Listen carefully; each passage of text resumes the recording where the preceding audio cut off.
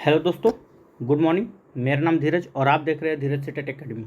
तो चलिए आज हम लोग सेट 11 को ख़त्म करते हैं। उम्मीद करते हैं कि आप सब बनाए होंगे। और ये जो सेट था, ठीक है, ये आपका प्रीवियस ईयर पूछा हुआ क्वेश्चन था। ठीक है, आप देख सकते हैं, आपको बता दें हम। देखिए ये जो सेट है आपका, ठीक है, 26 अगस्त 2023 में पूछा हुआ क्वेश्चन था। ठीक है, अगर आप बीपीएससी टीआरई 2 दिए होंगे, यानी ये तो 1 का हो गया ना, बीपीएससी टीआरई 1 अगर दिए होंगे आप, तो ये वहीं वहीं का क्वेश्चन पेपर है। प्रीवियस ईयर है आपका बीपीएससी टीआरई 1 का। ठीक है, तो अब आपको देखना है कि इसमें आपका कितना नंबर आता है। ठीक है, क्योंकि इतना सारा आप सेट 1 से लेकर 10 तक मार लिए हैं, तो कुछ तो नंबर बढ़ना चाहिए ना। तो उम्मीद करते हैं टीआरई 1 और टीआरई 2 का जो अभी हम करवाने वाले हैं कल, यानी कि कल हम लोग का जो 12 सेट होगा वो आपका टीआरई 2 का होगा। ठीक है, तो उसमें कम से कम आप तो अभी तक में प्रीवियस ईयर क्वेश्चन 3-4 और बना ही चुके होंगे। अगर नहीं बनाए ना तो याद रखिएगा, ठीक है, इसको आप लोग 1-2 बार जरूर और बना लीजिए। लास्ट अगर हम कल भेजते हैं आज रात में, तो इसको आप लोग जरूर बना लीजिएगा। ठीक है, टीआरई 1 और टीआरई 2 का दोनों का क्वेश्चन बना लीजिए, उसको अच्छा से एनालिसिस कर लीजिएगा खुद से भी। ठीक है, क्योंकि यहाँ से 1-2 क्वेश्चन आपको मिलना ही मिलना है, इसमें कोई शक नहीं है, किसी प्रकार का नहीं। ठीक है, तो कोशिश यही है हमारा। चलिए, तो आप देख सकते हैं ये सेट नंबर 11 है। और बात कर ले थोड़ा सा परीक्षा के बारे में, ठीक है, कि परीक्षा कब होगी, बहुत इसमें से आ रहा था। तो देखिए अभी तक आप लोग का जो नोटिफिकेशन आया था, जिसमें आपका 10, 11, 12 कहा गया था। ठीक है, ये आपका साइट पे भी कभी कभी मतलब कि आया हुआ था, आप लोग देखे भी होंगे। बीपीएससी के साइट पे 10, 11, 12 जून को होने वाला था। लेकिन बीच में रजनीश कुमार जी का एक ट्वीट आता है, जिस माध्यम को हम लोग को बताया जाता है कि परीक्षा 10, 11, 12 जून को नहीं होगा, 20 जून से होने वाला है, ऐसा सूचना आता है। लेकिन जैसे ही ये सूचना आता है रजनीश कुमार की तरफ से, इसके बाद पेपर में कहीं भी, अगर हम पेपर में बात कर ले सबसे पहले, तो पेपर की कटिंग में कहीं भी आपको 20 जून को परीक्षा को लेकर कहीं भी कुछ नहीं है। ठीक है, सिर्फ रजनीश कुमार को छोड़कर। इसके बाद अभी तक अगर 20 जून को होना होता तो बीपीएससी के तरफ से भी कुछ नोटिस आ जाता कि हाँ आप लोग का परीक्षा जो है 20 जून को होने वाला है। तो उनके तरफ से भी कुछ ऐसा सूचना नहीं आ रहा अभी तक निकल के, कोई नोटिफिकेशन नहीं आ रहा है। अब कहा जा रहा है कि 4 जून के बाद फैसला लिया जाएगा। तो जब 4 जून के बाद फैसला लिया जाएगा तो हो सके आपका परीक्षा 10, 11, 12 तारीख को भी हो सकता है। ठीक है, क्योंकि ऑलरेडी इस डेट को बीपीएससी निकाल चुकी है, बता चुकी है कि हम इतना तारीख को परीक्षा लेंगे। अब बात कर ले अगर 20 जून को, तो इसके बारे में कोई अभी अता पता नहीं है। ठीक है, और हमें भी जहाँ तक कि लग रहा है, क्योंकि 4 जून को जब फैसला होगा तो 10 तारीख को लेना मुश्किल भी है और नामुमकिन भी नहीं है। ठीक है, क्योंकि उनका पास सारा तैयारी है, आपको झट से कुछ भी कर सकते हैं, 1 सप्ताह में आपको टाइम देकर। ठीक है, तो अभी कुछ कहा नहीं जा सकता है, हम किसी भी डेट के ऊपर आपको नहीं बता सकते हैं कि परीक्षा 10, 11, 12 को होगा या 20 जून को होगा। अगर आप ऑफिशियल तरीका से चलिएगा कि नहीं सर ऑफिशियल तरीका से चलना है, तो फिर आप लेके चलिए 10, 11, 12 जून को ही परीक्षा होने वाली है। क्योंकि इसके पास ये डाटा हम लोग पास है, बीपीएससी के दौरान मतलब एक नोटिफिकेशन में ऐसा आया था कि हाँ 10, 11, 12 जून को परीक्षा होने वाला है। लेकिन 20 जून का कोई भी साक्ष्य अभी तक हम लोग के पास नहीं है, सिर्फ रजनीश कुमार का एक ट्वीट है, उसके बाद कुछ नहीं है। ना पेपर में कहीं कटिंग आया है, ना कुछ आया है। तो कैसे आप मान लें कि 20 जून को परीक्षा होगा। तो दोनों मुद्दा पे हम ज़्यादा बहस नहीं करना चाहते, अभी दोनों को पेंडिंग में रखा जाएगा। फिलहाल आपका काम है पढ़ना और हमारा काम है पढ़ाना, बस हम लोग दोनों यही कर सकते हैं। ज़्यादा इधर उधर दिमाग भटकाने की कोशिश मत कीजिए कि परीक्षा कब होगा। अरे आपका तैयारी होगा ना तो परीक्षा कल लिया जाएगा, फिर भी आप अच्छे नंबर से पास हो सकते हैं। आप अपना देखिए कि आपका तैयारी कितना है। अगर आपका तैयारी हो तो परीक्षा से आपको नहीं डरना है, परीक्षा से उनको डरना है जिनका तैयारी नहीं है। ठीक है, तो अगर आपका परीक्षा अच्छा है, तो अगर आपका अभी के माहौल में 70 या 75 प्लस आ रहा है, याद रखिएगा 70 प्लस या 75 प्लस आ रहा है, तो समझिए कि आपका अच्छा खासा तैयारी है, आपको डरने की ज़रूरत नहीं है। क्योंकि टीआरई 1 को ही देख लीजिए, उसमें सेटिंग नहीं हुआ था, इसलिए कटअप को कम रखा गया था। टीआरई 2 में सेटिंग हुआ था, इसलिए कटअप को हाई लेकर गया है। और यहाँ जहाँ तक कि पता चल रहा है कि बीपीएससी टीआरई 3 जो होने वाला है, इसमें कोई कहीं से सेटिंग का मतलब कि दिख भी नहीं रहा है। आपको पता होगा कितना हाई लेवल मीटिंग चल रहा है, कितना लोग पकड़े जा रहे हैं, तो सेटिंग का नामो निशान नहीं होगा। तो इतना नंबर 75 नंबर काफ़ी है। अगर आपका आ रहा 75 80 के बीच में भी आ गए तो बहुत अच्छा नंबर है, आपको डरने की ज़रूरत नहीं है। आपको क्या दिक्कत है कि परीक्षा कब लिया जाए, जब बोले तब तैयार रहिए आप, सीना चौड़ा करके कि आप जब बोले तब हम तैयार हैं परीक्षा देने के लिए। ठीक है, बस आप अपना तैयारी करते रहिए, क्योंकि अभी कुछ ऐसा क्लियर ही नहीं है कि हम आपको क्लियर कर दें। कल भी एक मैसेज आ रहा था कमेंट में, सर 10 जून को परीक्षा होगी कि नहीं। तो अभी तक तो हम क्या बोले, खैर उनको तो नहीं बोल चुके हैं, क्योंकि हमें जहाँ तक कि लग रहा है कि 4 जून को आपका रिजल्ट आने वाला चुनाव का। इसके बाद कैसे इतना जल्दी, 1 सप्ताह में पहले तो वो एडमिट कार्ड जारी करते हैं, अब अभी कोई सूचना नहीं, आज आपका 25 तारीख हो गया, पूछ रहे हैं तब तो हम भी आपको इन्फॉर्मेशन दें। तो देख लीजिए इस मतलब 4 जून तक क्या हो रहा है, अगर उसके बीच कोई नोटिफिकेशन आता है तो हम आपको अपडेट जरूर करा देंगे, ठीक है। चलिए आपका ज़्यादा टाइम वेस्ट नहीं करते हुए हम क्वेश्चन की ओर चलते हैं, ठीक है। आइए देखिए, सबसे पहले क्या है, हम लोग हिस्ट्री को कवर करने वाले, ठीक है। सबसे पहले हम लोग हिस्ट्री को कवर करेंगे। देखिए क्या है, तो पहला प्रश्न आपके स्क्रीन पर देख सकते हैं, ठीक है। कहा जा रहा है, पहला प्रश्न है कि सिंधु घाटी सभ्यता के प्रमुख नगर का नाम क्या है जिसका पश्चिमी एशिया से व्यापारिक संबंध था, ठीक है। तो इसका राइट आंसर क्या हो जाएगा, चलिए आप लोग को आंसर बताना है। तो इसका राइट आंसर क्या हो जाएगा, ये हो जाएगा आपका कालीबंगन, ठीक है। आपको पता होगा कि कालीबंगन कहाँ है, ठीक है। कालीबंगन कहाँ है, तो ये आपका राजस्थान में, राजस्थान के किस जिले में है, तो राजस्थान का एक जिला आता है हनुमानगढ़, ठीक है। ये आपका राजस्थान का हनुमानगढ़ में स्थित है। अच्छा, अगर हम बात कर ले थोड़ा सा कालीबंगन में, कि कालीबंगन से किस चीज़ का साक्ष्य प्राप्त होता है, हमें क्या मिला है वहाँ से कालीबंगन से, तो याद रखिएगा जूते हुए खेत का हमें साक्ष्य प्राप्त होता है, ठीक है। कहाँ से, कालीबंगन से। अगर हम बात करें थोड़ा सा रोपड़ के बारे में, ठीक है। रोपड़, तो रोपड़ जो है किस नदी के तट पर स्थित है, तो ये सतलज नदी के तट पर स्थित है, ठीक है। अब इसका अगर हम आधुनिक नाम के बारे में चर्चा करें, इनको आधुनिक नाम से किस नाम से जानता है, तो रूपनगर के नाम से रोपड़ को जाना जाता था, ठीक है। चलिए, और इसमें विशेष कुछ नहीं है, ठीक है। आइए अगला क्वेश्चन क्यों चलते हैं, क्वेश्चन नंबर 2 की ओर। 2 क्या कहता है, देखिए, मोहनजोदड़ो से प्राप्त नर्तकी की मूर्ति किस धातु से बनी थी, ठीक है। तो मोहनजोदड़ो से प्राप्त नर्तकी की मूर्ति जो किस धातु से बनी हुई, तो ये सबको पता होगा, ये आपका कांस्य धातु की बनी हुई है, ठीक है। चलिए, तो अगर बात करें हम मोहनजोदड़ो से, तो देखिए मोहनजोदड़ो से क्या पूछा जाता है, ठीक है। मोहनजोदड़ो का अर्थ क्या होता है, याद रखिएगा, मृतकों का टीला, ठीक है। मोहनजोदड़ो किस नदी के किनारे बसा हुआ है, तो ये आपका सिंधु नदी के किनारे बसा हुआ है। मोहनजोदड़ो के खोजकर्ता कौन थे, तो ये हो जाएगा आपका रखालदास बनर्जी, ठीक है। चलिए यहाँ तक इतना काफ़ी है, आगे देखते हैं। मोहनजोदड़ो कहाँ स्थित है, ये सबसे ज़्यादा इंपॉर्टेंट है।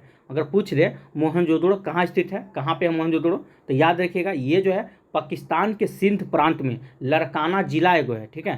पाकिस्तान के सिंध प्रांत में लड़काना जिला में, ठीक है, ये स्थित है आपका मोहनजोदड़ो, सिंधु नदी के तट पर स्थित है, ठीक है। चलिए क्वेश्चन नंबर 3 क्यों चलते हैं। 3 में क्या कहता है, 3 नंबर क्वेश्चन है आपका कि सिंधु घाटी सभ्यता में किस जानवर की पूजा के प्रमाण मिले हैं। तो सिंधु घाटी सभ्यता में किस जानवर की पूजा के प्रमाण मिले हैं, तो इसका राइट आंसर क्या हो जाएगा, ये हो जाएगा आपका ऑप्शन नंबर ए, ठीक है। कुबड़दार बैल के प्रमाण मिले हैं, ठीक है, सिंधु घाटी सभ्यता में। और देखिए सिंधु घाटी सभ्यता में किस देवी की पूजा का प्रमुख सबसे ज़्यादा है, तो याद रखिए मातृदेवी, वहाँ पे जो है मातृदेवी की पूजा किया जाता है, ठीक है। चलिए अगला क्वेश्चन क्यों चलते हैं, क्वेश्चन नंबर आपका 4 की ओर। 4 में क्या कहता है, आइए 4 नंबर क्वेश्चन आप देख सकते हैं कि ऋग्वेद में कितने सूक्तों का संकलन है। देखिए सूक्त का पूछ रहा है तो ये अलग है, ऋचाएँ पूछे तो वो अलग है, ठीक है। आज हम आपको ऋग्वेद के बारे में सब चीज़ आपको बताने वाले, इसको तो वीवीआई कर दीजिएगा, क्या क्या पॉइंट यहाँ से पूछा जा सकता है। देखिए सबसे पहले इसका आंसर आप लोग देख लीजिए, तो इसका राइट आंसर देखिए यहाँ पे तो नहीं दिया हुआ आपका, तो इसका ऑप्शन हो जाएगा उपयुक्त में से कोई नहीं, ठीक है। क्योंकि सूक्त की बात करें तो कितना 1028 है टोटल सूक्त। अगर हम सूक्त की बात करें ऋग्वेद में कितने सूक्त हैं, 1028। चलिए हम शुरू से शुरू करते हैं ऋग्वेद से। देखिए सबसे पहला प्रश्न आपके ऋग्वेद से पूछा जाएगा कि ऋग्वेद के रचयिता कौन है, ठीक है। अगर हम ऋग्वेद की बात करें तो ऋग्वेद के रचयिता कौन है, तो याद रखना विश्वामित्र, ठीक है। चलिए इसके बाद एक क्वेश्चन आता है कि जो आप सुने हैं गायत्री मंत्र ओम भूर्भुवः स्वः, ये तो आप सुने ही होंगे। तो गायत्री मंत्र जो है किस देवी के लिए गाया गया है, तो सावित्री के लिए है। और किस मंडल में मिलता है गायत्री मंत्र, किस मंडल में मिलते हैं, तो याद रखिएगा तीसरे मंडल में, ठीक है। ये एक फैक्ट याद रखिएगा। चलिए अगर हम बात कर लें ऋग्वेद में, तो ऋग्वेद में टोटल, ठीक है, ऋग्वेद में टोटल कितने मंडल हैं। अगर हम मंडल की बात कर रहे हैं, सूक्तों की नहीं बात कर रहे हैं, ऋग्वेद में कितने मंडल हैं, तो याद रखिए ऋग्वेद में टोटल 10 मंडल हैं, ठीक है। चलिए ऋग्वेद में टोटल कितने मंडल हैं, तो 10 मंडल हैं। और 10 मंडल में ऋचाएँ कितने हैं, तो ऋचाएँ जो है ना वो आपका 10,462 है। ऋग्वेद में 10 मंडल में टोटल 10,462 ऋचाएँ हैं। एक क्वेश्चन पूछा जाता है इसके बाद ऋग्वेद से, ठीक है, कि ऋग्वेद में, ठीक है, किस मंडल से लेकर किस मंडल तक, ठीक है, मतलब कि 10 मंडल हैं तो किस मंडल से लेकर किस मंडल तक प्राचीनतम माने जाते हैं, मतलब कौन सा मंडल को प्राचीनतम मंडल माने जाते हैं। तो याद रखिए 2 से लेकर 7 तक के मंडल को प्राचीनतम मंडल माने जाते हैं। और साथ ही 2 से लेकर 7 तक के मंडल को हम क्या मानते हैं, तो परिवार मंडल मानते हैं। इसको हम परिवार मंडल भी मानते हैं, ठीक है, परिवार मंडल। अगर कभी पूछ दे कि ऋग्वेद में कौन से मंडल को परिवार मंडल माना जाता है, तो 2 से 4, 2 से 7 ऐसे दे दे, तो आपको 2 से 7 मारना है। ठीक है, चलिए ऋग्वेद से इतना हो गया। अच्छा, एक क्वेश्चन और है आपका ऋग्वेद से। आप सुने होंगे कि वर्णों की संख्या कितनी है, तो वर्णों की संख्या आपका 4 है। ठीक है, सबसे पहले ब्राह्मण, क्षत्रिय, शूद्र और वैश्य, ये 4 वर्ण हैं। तो 4 वर्ण में से आपसे पूछा जाएगा, ठीक है, ऋग्वेद के कितने मंडल में चारों वर्णों का उल्लेख मिलता है। ऋग्वेद के कितने मंडल में चारों वर्णों का उल्लेख मिलता है, तो 10वें मंडल में। ऋग्वेद के 10वें मंडल में आपका चारों वर्णों का उल्लेख मिलता है। ठीक है, चलिए, तो ऋग्वेद से नहीं आपका सारा इंपॉर्टेंट फैक्ट आपको बता दिया गया। ठीक है, 1-2 पॉइंट ऐसा छूट गया होगा, ऐसा जो कोई ज़रूरी नहीं है। ठीक है, चलिए फिलहाल इतना काफ़ी है आपके लिए। क्वेश्चन नंबर 5 क्यों चलते हैं। 5 में क्या कहा जा रहा है, देखिए, किरतार्जुनीन किसने लिखा था। ठीक है, तो इसके राइट आंसर क्या हो जाएगा, इसका भी राइट आंसर मतलब कि ऑप्शन इसमें नहीं दिया हुआ आपका, तो हम मान सकते हैं उपयुक्त में से इनमें से कोई नहीं। ठीक है, तो देखिए किरतार्जुनी के लेखक कौन है, तो याद रखिएगा भारवी। ठीक है, यहाँ पे लिख देते हैं हम आपको, किरतार्जुनी के लेखक कौन है, तो ये हो जाएगा आपका भारवी। अच्छा देखिए, किरतार्जुनीन था क्या, अगर बात करें हम किरतार्जुनीन, तो ये क्या था, ये एक प्रकार का महाकाव्य था। ठीक है, ये जो था एक महाकाव्य था, जिसकी कथा जो था, कथा वस्तु किससे लिया गया था, तो महाभारत से ली गई थी। ठीक है, किरतार्जुनीन एक महाकाव्य था, इसका जो कथा था ये महाभारत से लिया गया था। ठीक है, चलिए इतना काफ़ी है, आगे देखते हैं। बाकी तो आप जानते ही हैं, आपका ये शूद्रक, शूद्रक का एक क्या बोलते हैं उसका, शूद्रक का एक पुस्तक है। ठीक है, हाँ, इसके रचनाकार कौन है, मृच्छकटिकम पूछता है। मृच्छकटिकम जो है किसके, इसके लेखक कौन है, मृच्छकटिकम के लेखक कौन है, तो शूद्रक है। याद रखिएगा, ये बहुत इंपॉर्टेंट है। मृच्छकटिकम के लेखक कौन है, शूद्रक है। अब कालिदास के तो बारे में आप लोग जानते हैं, इनका बहुत सा पुस्तक है। ठीक है, एक सबसे पहले याद रखिए ऋतु संहार है, मेघदूत है, रघुवंशम है, और आपका कुमार संभव है, फिर अभिज्ञान शकुंतलम है, ये सब आपका कालिदास का है। ठीक है, चलिए इतना काफ़ी है। चलिए क्वेश्चन नंबर 6 की ओर चलते हैं। 6 में क्या कहा जा रहा है, देखिए, अगर वीडियो आपको अच्छा लग रहा होगा तो वीडियो को लाइक ज़रूर कीजिएगा, क्योंकि आपका एक लाइक हमारे लिए बहुत इंपॉर्टेंट होता है। तब हमें लगता है कि नहीं, आप हमारा वीडियो देखना पसंद करते हैं कि नहीं करते हैं। नहीं, बहुत लोग ऐसे जुड़े तो बहुत लोग हैं, लेकिन अभी देखिए लाइक कितना कम आया हुआ है। आप लोग जितना जुड़े हुए हैं उतना तो लाइक भी नहीं है। 10-12 जुड़े हुए, लेकिन लाइक कितना कम मिलता है। थोड़ा लाइक करते चलिएगा। ठीक है, और हमसे जितना बनता है हम उतना कोशिश करते हैं आप लोग को अच्छे से अच्छे मतलब फैक्ट देने के। ठीक है, चलिए क्वेश्चन नंबर 6 की ओर चलते हैं। 6 में क्या कहा जा रहा है, देखिए 6 नंबर है क्वेश्चन कि वैदिक काल में प्रयुक्त पूर्व का अर्थ क्या होता है। ठीक है, आपसे पूछा जा रहा है कि पूर्व का अर्थ क्या होता है वैदिक काल में। तो हम जानते हैं वैदिक काल में पूर्व का अर्थ क्या होता है, तो दुर्ग होता है। ठीक है, चलिए थोड़ा सा हम वैदिक काल के बारे में जान लें, वैदिक काल क्या था। तो देखिए, कहा जाता है कि वैदिक काल को 2 भागों में विभाजित किया जाता है। ठीक है, अगर हम वैदिक काल के बारे में बात करें तो वैदिक काल को 2 भागों में बांटा जाता है। पहला आपका ऋग्वैदिक काल, ठीक है, जिसका समय है कब से लेकर कब तक, तो 1500 से लेकर 1500 ईसा पूर्व से। ठीक है, यहाँ ईसा पूर्व रखिएगा, कन्फ्यूजन नहीं होना चाहिए। 1500 ईसा पूर्व से लेकर 1000 ईसा पूर्व तक आपका ऋग्वेद का समय है। ठीक है, चलिए इसके बाद 2 भागों में बांटा गया। पहला भाग तो ये हो गया। दूसरा भाग की अगर हम बात कर लें तो उत्तर वैदिक काल। ठीक है, उत्तर वैदिक काल का समय कब से कब तक है, तो 1000 ईसा पूर्व से लेकर, ठीक है, 1000 ईसा पूर्व से लेकर 600 ईसा पूर्व तक। कभी कभी यही आपसे पूछ लिया जाएगा कि उत्तर वैदिक काल का समय अवधि क्या है या ऋग्वेद का समय अवधि क्या है, तो ये दोनों फैक्ट आपको याद रखना होगा। ठीक है, चलिए अगर हम बात कर ले, एक क्वेश्चन पूछा जाता है कि उत्तर वैदिक काल में, ठीक है, इंद्र को किस देवता के नाम से जाना जाता था। उत्तर वैदिक काल में इंद्र को किस देवता के नाम से जानते थे, तो इंद्र को हम लोग उत्तर वैदिक काल में जल देवता के नाम से जानते थे। ठीक है, चलिए अगर उत्तर वैदिक काल की हम बात कर लें, वैदिक काल की अगर हम बात करें, ठीक है, वैदिक काल में इंद्र को, ठीक है, किस देवता के नाम से जाना जाता था, तो अंतरिक्ष का देवता। वैदिक काल में देखिए यहाँ से 2 पॉइंट, वैदिक काल में पूछेगा तो अंतरिक्ष का देवता, उत्तर वैदिक काल में पूछेगा तो जल का देवता, किसको, इंद्र को कहा जाता था। ठीक है, चलिए यहाँ तक ठीक है। अगला क्वेश्चन क्यों चलते हैं, क्वेश्चन नंबर 7 की ओर चलते हैं। 7 में क्या कहा जा रहा है, देखिए ऋग्वेद में तक्षण किसे कहते हैं, तो ऋग्वेद में तक्षण जो है किसे कहते हैं, ये हम बढ़ई को कहते हैं। ठीक है, ऑप्शन नंबर आपका ये बिल्कुल राइट आंसर हो जाएगा। चलिए क्वेश्चन नंबर 8 के चलते हैं। 8 में क्या कहा जा रहा है कि मौर्यकालीन काकनी किस धातु से बने सिक्के थे। ठीक है, तो ये किस धातु के बने सिक्के थे, तो इसका राइट आंसर क्या आ जाएगा, ये हो जाएगा आपका तांबा से बने हुए सिक्के थे। ठीक है, चलिए अगला क्वेश्चन को चलते हैं। क्वेश्चन नंबर 9 में क्या कह रहा है, आइए देखते हैं। 9 नंबर क्वेश्चन है कि विश्व का पहला गणतंत्र वैशाली में किसके द्वारा स्थापित किया गया? ठीक है, मतलब विश्व का पहला गणतंत्र वैशाली में किसके द्वारा स्थापित किया गया? तो इसका राइट आंसर क्या हो जाएगा 9 का। तो देखिए इसमें आपका दिया नहीं है, इसलिए हम कह सकते हैं उपयुक्त में से कोई नहीं, इनमें से कोई नहीं। ठीक है, क्योंकि हम जानते हैं विश्व का पहला गणतंत्र वैशाली में किसके द्वारा स्थापित किया गया था? तो लिच्छवी के द्वारा। याद रखिएगा कौन?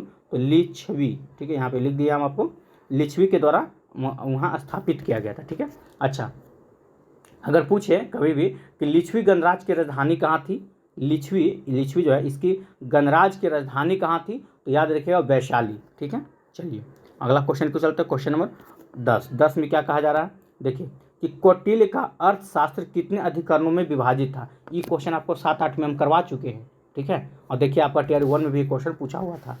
ठीक है, तो चलिए देखते हैं। तो कौटिल्य का अर्थशास्त्र जो था वो कितने अधिकरणों में विभाजित था? तो इसमें ऑप्शन नहीं दिया हुआ, इसलिए हम कह सकते हैं उपयुक्त में से इनमें से कोई नहीं। वो जो था टोटल 15 अधिकरणों में विभाजित था। ठीक है, देखिए कौटिल्य का अर्थशास्त्र जो है वो टोटल 15 अधिकरण। ठीक है, अब 180 उपविभाग। याद, यहाँ पे आपको अधिकरण पूछा है, कभी आपसे हो सके पूछ सके कि कौटिल्य का अर्थशास्त्र कितने उपविभाग में विभाजित था, तो आपको याद रखना होगा कितने उपविभाग थे? तो 180 उपविभाग। ठीक है, अब श्लोक की बात करेगा कि कौटिल्य का अर्थशास्त्र कितने श्लोक में विभाजित था, तो लगभग 6000 श्लोक थे। ठीक है, इतने में विभाजित था। बाकी तो आप जानते हैं कौटिल्य को हम क्या किस किस नाम जानते हैं? विष्णुगुप्त भी बोलते हैं कौटिल्य को, चाणक्य के नाम से भी जाना जाता है, ये सब तो जानते ही होंगे। चलिए क्वेश्चन 11 की ओर आते हैं। 11 में क्या कहा जा रहा है? देखिए 11 नंबर है, इल्तुतमिश ने बिहार में अपना प्रथम सूबेदार किसे नियुक्त किया था? ठीक है, तो इल्तुतमिश ने बिहार में अपना प्रथम सूबेदार किसे नियुक्त किया था? तो 11 का राइट आंसर क्या हो जाएगा? ये हो जाएगा उपयुक्त में से इनमें से कोई नहीं। ठीक है, चलिए तो याद रखिएगा किसको नियुक्त किया था, आंसर आपको हम बता देते हैं। ठीक है, लिख लीजिए आप, सूबेदार जो था वहाँ का। ठीक है, सूबेदार कौन था? तो मलिक जानी। ठीक है, यहाँ पे आपको लिख देते हैं मलिक जानी, यानी कि इल्तुतमिश ने बिहार में अपना प्रथम सूबेदार जो था वो मलिक जानी को नियुक्त किया था। ठीक है, यहाँ तक हो गया। ओके, चलिए आगे देखते हैं। अगर इल्तुतमिश की अगर हम बात कर रहे हैं, थोड़ा सा देखिए, ज़्यादा नहीं। ठीक है, इल्तुतमिश के बारे में, तो इल्तुतमिश भारत में सबसे पहले, ठीक है, सल्तनत काल में सर्वप्रथम शुद्ध अरबी सिक्का चलाया था। मतलब कि अगर पूछे कि सल्तनत काल में सर्वप्रथम शुद्ध अरबी सिक्का किसने चलाया? इल्तुतमिश ने चलाया था। ठीक है, ये मोस्ट इंपॉर्टेंट पॉइंट है। चलिए 12 नंबर क्वेश्चन को चलते हैं। 12 नंबर क्या है? आइए एक मिनट, चलिए 12 नंबर क्वेश्चन देख सकते हैं। 12 नंबर क्वेश्चन कहा जा रहा है। ठीक है, चलिए 12 नंबर क्वेश्चन आपके स्क्रीन पे है। ठीक है, चलिए क्या कहा जा रहा है? कहा जा रहा है कि बिरसा मुंडा का कार्य क्षेत्र कौन सा था? ये मोस्ट इंपॉर्टेंट है, यहाँ से क्वेश्चन पूछा जाता है। ठीक है, तो बिरसा मुंडा के यहाँ से आपसे कार्य क्षेत्र पूछ दिया गया, ये हो जाएगा रांची। इसके बारे में कुछ जान लीजिए, हो सके अब बिरसा मुंडा के बारे में कुछ और पूछ ले। ठीक है, तो सबसे पहले याद रखना, ठीक है, कि मुंडा जो थे, मुंडा लोग का आदिवासी विद्रोह हुआ था, वो कब हुआ था? ठीक है, यानी बिरसा मुंडा लोग का आदिवासी विद्रोह कब हुआ था? तो याद रखना 1899 से लेके 1900 में। ये मोस्ट इंपॉर्टेंट है, पूछा जाता है कि मुंडाओं का आदिवासी विद्रोह कब हुआ था? तो 1899 से लेके 1900 में। ठीक है, चलिए अगला क्वेश्चन आपको क्या पूछा जाएगा कि बिरसा मुंडा को कब गिरफ्तार कर लिया गया था? ठीक है, तो बिरसा मुंडा कब किया गया था? तो याद रखिएगा बाई डेट, याद रखिएगा, इसमें आपको बाई डेट पूछा जाएगा। ठीक है, एक बार पूछा हुआ है सेट में ही। तो 3 मार्च 1900 में इनको गिरफ्तार किया था। 1900 तो सबको याद रखता है, लेकिन आपको बाई डेट याद रखना, 3 मार्च 1900 में इनको, ठीक है, चक्रधरपुर के जंगल से, और वहाँ अंदर की बात है चक्रधरपुर के जंगल से, ठीक है, जंगल का नाम एक था आपका जाम को पोई, ऐसे कुछ था। ठीक है, वहाँ से सोते समय इनको, सोती अवस्था में इनको उठा लिया गया था, मतलब गिरफ्तार कर लिया था। ठीक है, और फिर आपको 3 महीना बाद एक सूचना आता है, यानी कि 9 कब आता है? 9 जून को। ठीक है, 9 जून 1900 को, 9 जून 1900 को क्या एक सूचना आता है कि बिरसा मुंडा का जेल में ही मृत्यु हो जाती है। ठीक है, पेचिश के कारण उनकी मृत्यु कैसी होती है? तो पेचिश के कारण उनकी मृत्यु हो जाती है। लेकिन ऐसे सुनने में आता है, लोग बोलते हैं, ठीक है, कि बिरसा मुंडा को वहाँ का जेलर जो था, ठीक है, मतलब जहर देकर मार डाला, ऐसा ही कुछ फैक्ट मतलब सुनने में आया था। आप जब पढ़िएगा इनके बारे में तो आपको कहीं पता चलेगा। ठीक है, खैर उस सब पे हम लोग नहीं जाएंगे। हम लोग को जब पूछा जा रहा है पेचिश के कारण, याद रखिएगा बिरसा मुंडा की मृत्यु कब हुई थी? तो पेचिश के कारण, ये मोस्ट इंपॉर्टेंट है, ये पूछा भी गया है। ठीक है, ये ना कि आप ढूंढते रहिएगा कि जहर देके किसने मार दिया, इनमें से कोई नहीं, मार के आ जाइएगा। तो वो सब फैक्ट है, बुक में है, पढ़ा है, उस सबसे कोई मतलब नहीं है। ठीक है, सच्चाई है कि क्या है, बस हम लोग को याद रखना है कि बिरसा मुंडा की मृत्यु कैसे हुई थी, तो पेचिश के कारण, या पूछा जाता है कि किस व्यक्ति की मृत्यु पेचिश के कारण हुआ था, तो बिरसा मुंडा का। ठीक है, चलिए अब थोड़ा सा और जान लीजिए, बिरसा मुंडा का जन्म कब हुआ था, ये इंपॉर्टेंट है, इसलिए इंपॉर्टेंट है क्योंकि ये डेट जो है ना, ये इंपॉर्टेंट कर देता है। ठीक है, 15 नवंबर, ठीक है, 1875 को उनको उनका जन्म हुआ था। तो इसी दिन को 15 नवंबर को ही, ठीक है, झारखंड दिवस मनाया जाता है। झारखंड दिवस, स्थापना दिवस का मनाया जाता है 15 नवंबर को ही मनाया जाता है, इसीलिए डेट को इम्पोर्टेंट कहा गया है। ठीक है, कि जब उनका जन्म हुआ था तो उनके उनके दिवस पे ये मनाया जाता है। चलिए फिलहाल चलते हैं क्वेश्चन नंबर 13 की ओर। 13 में क्या कर रहा है, आइए 13 नंबर क्वेश्चन है, 1857 की क्रांति के बिहार का नेता कौन थे, तो इसमें तो नहीं दिया हुआ, उपयुक्त में से कोई नहीं, बिहार का नेता कौन थे, तो वीर कुंवर सिंह थे। बताने वाली भी कोई वैसी बड़ी बात नहीं है, सबको पता होना चाहिए। ठीक है, तो वीर कुंवर सिंह आपका बिहार का नेता थे। चलिए अगला देखते हैं, अगला में क्या कहा जा रहा है, मगध की प्रथम राजधानी कौन सी थी। ठीक है, तो मगध की प्रथम राजधानी कौन सी थी, ये भी सबको पता होगा, गिरिब्रिज यानी कि राजगिरी। ठीक है, यह मगध की आपकी प्रथम राजधानी थी। ठीक है, चलिए अगला क्वेश्चन को चलते हैं। अगला क्वेश्चन क्या है, क्वेश्चन नंबर 15 क्या कहता है, देखिए एक मिनट थोड़ा छोटा कर लेते हैं। चलिए 15 नंबर क्वेश्चन है, उस सूरत का नाम बताइए जिससे पाटलिपुत्र के प्रशासन का वर्णन उपलब्ध है। ठीक है, तो उस सूरत का नाम बताना है, तो उस सूरत क्या है, वो हो जाएगा आपका इंडिका। ठीक है, तो इंडिका जो है, इसमें आपको पाटलिपुत्र के प्रशासन का वर्णन मिलता है। अगर हम बात कर ले इंडिका के बारे में, तो इंडिका के लेखक कौन थे, तो मेगास्थनी। ठीक है, चलिए और इसमें एक पॉइंट यही पूछा जाता है कि इंडिका के अनुसार, ध्यान से सुनिएगा, कि इंडिका के अनुसार पाटलिपुत्र नगर का प्रशासन कितने सदस्य वाली समिति द्वारा होता था। ठीक है, तो कितने सदस्य वाली, तो याद रखिएगा 30 सदस्य वाली, ठीक है, समिति के द्वारा होता था।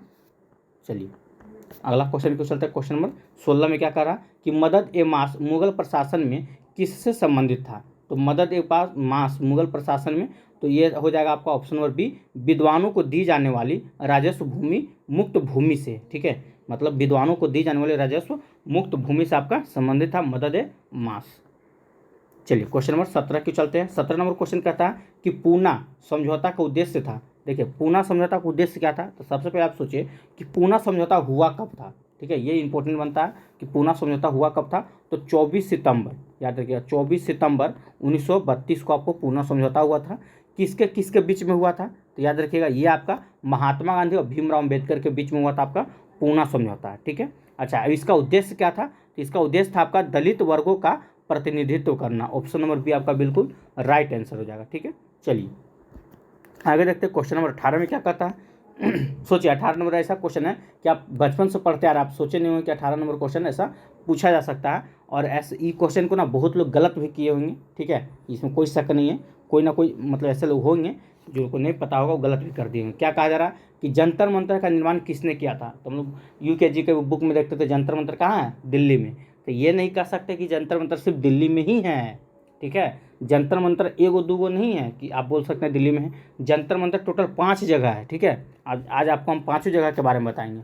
देखिए सबसे पहले अगर हम इसका आंसर की बात कर ले कि जंतर मंतर का निर्माण किसने करवाया था, तो ठीक है, तो याद रखिएगा जंतर मंतर का जो निर्माण था, ठीक है, जयपुर के राजा थे। ठीक है, कौन, जयसिंह, याद रखिए जयपुर के राजा जयसिंह ने। ठीक है, जंतर मंतर का निर्माण जयपुर के राजा जयसिंह ने, जयसिंह द्वितीय भी बोल सकते हैं। ठीक है, जयसिंह द्वितीय ने करवाया था। चलिए अगर हम जंतर मंतर की बात कर लें तो याद रखिए कुल 5 स्थानों पे जंतर मंतर है, और 5वें स्थान का नाम क्या क्या है, तो सुनिए पहला नंबर पे जयपुर हो जाएगा, दूसरा पे आपका दिल्ली हो जाएगा, तीसरा पे आपका मथुरा हो जाएगा, चौथा पे आपका उज्जैन हो जाएगा, और 5वां पे आपका वाराणसी हो जाएगा। इन 5 जगहों पे जंतर मंतर है। ठीक है, अगर हम बात कर ले सबसे बड़ा जंतर मंतर कहाँ का है, ठीक है, किस स्थान का है सबसे बड़ा जंतर मंतर, तो आप बोलिएगा कि दिल्ली वाला हो सकता है, तो बिल्कुल नहीं, सबसे बड़ा जो जंतर मंतर है वो आपका जयपुर का है। ठीक है, जयपुर का जंतर मंतर सबसे बड़ा है और महत्वपूर्ण भी है, याद रखिएगा। अच्छा अकबर के बारे में तो आप जानते ही होंगे, अकबर को इन्होंने क्या किए थे कि आपको फतेहपुर सीकरी में बुलंद दरवाज़ा का निर्माण किसने करा था, अकबर ने करवाया था। शाहजहाँ के बारे में जानते ही होंगे, ताजमहल किसने बनाया, शाहजहाँ। लाल किला किसने बनाया, तो शाहजहाँ। ठीक है, चलिए अगला क्वेश्चन को चलते, क्वेश्चन नंबर 19 की ओर। 19 क्या कहता है कि वंदे मातरम के रचनाकार कौन थे। ठीक है, तो सबको पता होगा बंकिम चंद्र चटर्जी। ठीक है, वंदे मातरम रचनाकार थे। अच्छा इनके बारे थोड़ा सा अगर पूछ दिया जाए कि कहाँ किस उपन्यास से लिया गया है, तो आनंद मठ के उपन्यास से वंदे मातरम को लिया गया है। ठीक है, और वंदे मातरम को सबसे पहले, ठीक है, कहाँ पे गाया गया, ठीक है, तो कौन सा अधिवेशन में गाया गया, ये सब पॉइंट आपको याद रखना होगा। तो याद रखिए 1896 ईस्वी में कांग्रेस के कलकत्ता अधिवेशन में सर्वप्रथम वंदे मातरम को गीत को गाया गया था, ठीक है। अब इसके अध्यक्ष कौन थे उस समय, कांग्रेस के अध्यक्ष कौन थे 1896 में, तो याद रखिए रहीमतुल्ला सयानी, ठीक है। वंदे मातरम जब गाया गया था 1896 में कलकत्ता थे उसमें कांग्रेस के अध्यक्ष कौन थे, तो रहीमतुल्ला सयानी थे, ठीक है। यहाँ तक ये याद रखिएगा। चलिए क्वेश्चन नंबर 20 को चलते हैं। 20 नंबर क्या कह रहा है कि क्रिस्टोफर कोलंबस 1992 में, ठीक है, अमेरिका का महान खोजकर्ता किस देश द्वारा वित्त पोषित किया गया था, ठीक है। देखिए ये जो थे ये आपका, अब इसी में देखिए इसमें भी बहुत ऐसे स्टूडेंट होंगे जो उपयुक्त में से कोई नहीं मार के आ गए होंगे। बोलिए क्यों, क्योंकि वो पढ़े हुए हैं, वो इटली के थे, ठीक है, वो इटली के जनेवा के रहने वाले थे। याद रखिएगा अगर पूछ दे कभी, ठीक है, कि क्रिस्टोफर कोलंबस जो थे वो कहाँ के रहने वाले थे, इटली के जेनेवा। जेनेवा दो गो है भाई, बार बार हम आपको बोलते हैं जेनेवा दो गो है, एक आपका इटली में जेनेवा पड़ता है, एक आपका स्विट्जरलैंड में जेनेवा पड़ता है। लेकिन ये जो हम बताने वाले हैं कोलंबस के बारे में, ये आपका इटली की जेनेवा के बारे में बता रहे हैं, ठीक है। ये इटली जेनेवा के रहने वाले थे। लेकिन क्वेश्चन यहाँ पे क्या कहा जा रहा है, अब इटली और जेनेवा यहाँ तो दिख नहीं रहा होगा बच्चा लोग को कि इटली और जेनेवा तो कोई ऑप्शन में है ही नहीं, तो अब उन लोग क्या किए होंगे, उपयुक्त में से कोई नहीं मार दिया होगा। लेकिन क्वेश्चन को समझिए, यहाँ पे कहा जा रहा है कोलंबस जो थे 1492 में अमेरिका का महान खोजकर्ता थे, किस देश के द्वारा वित्त पोषित किया गया था, ठीक है। तो ये हो जाएगा आपका स्पेन के द्वारा वित्त पोषित किया गया था। ये मोस्ट इंपॉर्टेंट पॉइंट है, ठीक है। चलिए अगला क्वेश्चन की ओर चलते हैं। ये क्वेश्चन नंबर 21 की ओर।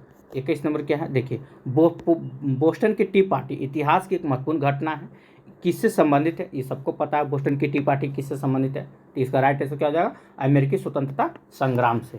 अब अगर हम बात करें बोस्टन की टी पार्टी की घटना कब घटी, तो बाई डेट एकदम मुंह पे होना चाहिए आपका, मुंह पे एकदम 16 दिसंबर, ठीक है, 1773 में आपका बोस्टन की टी पार्टी घटना घटी थी, एकदम मुंह पे होना चाहिए, ठीक है। चलिए अगर हम और जान लें बोस्टन की टी पार्टी के बारे में, चलिए यहाँ तक ठीक है, याद रखिएगा। देखिए यहाँ पे आपको हम क्या बताने जा रहे हैं, बोस्टन की टी पार्टी की जो घटना थी, इसमें टोटल जो था ना 342 चाय की पेटियाँ अमेरिका के देशभक्त जो थे बोस्टन हार्बर पर जहाज में फेंक दिया गया था, मतलब 342 चाय की पेटी को फेंक दिया गया था, ठीक है। चलिए आगे देखते हैं आगे क्या कहा जा रहा है।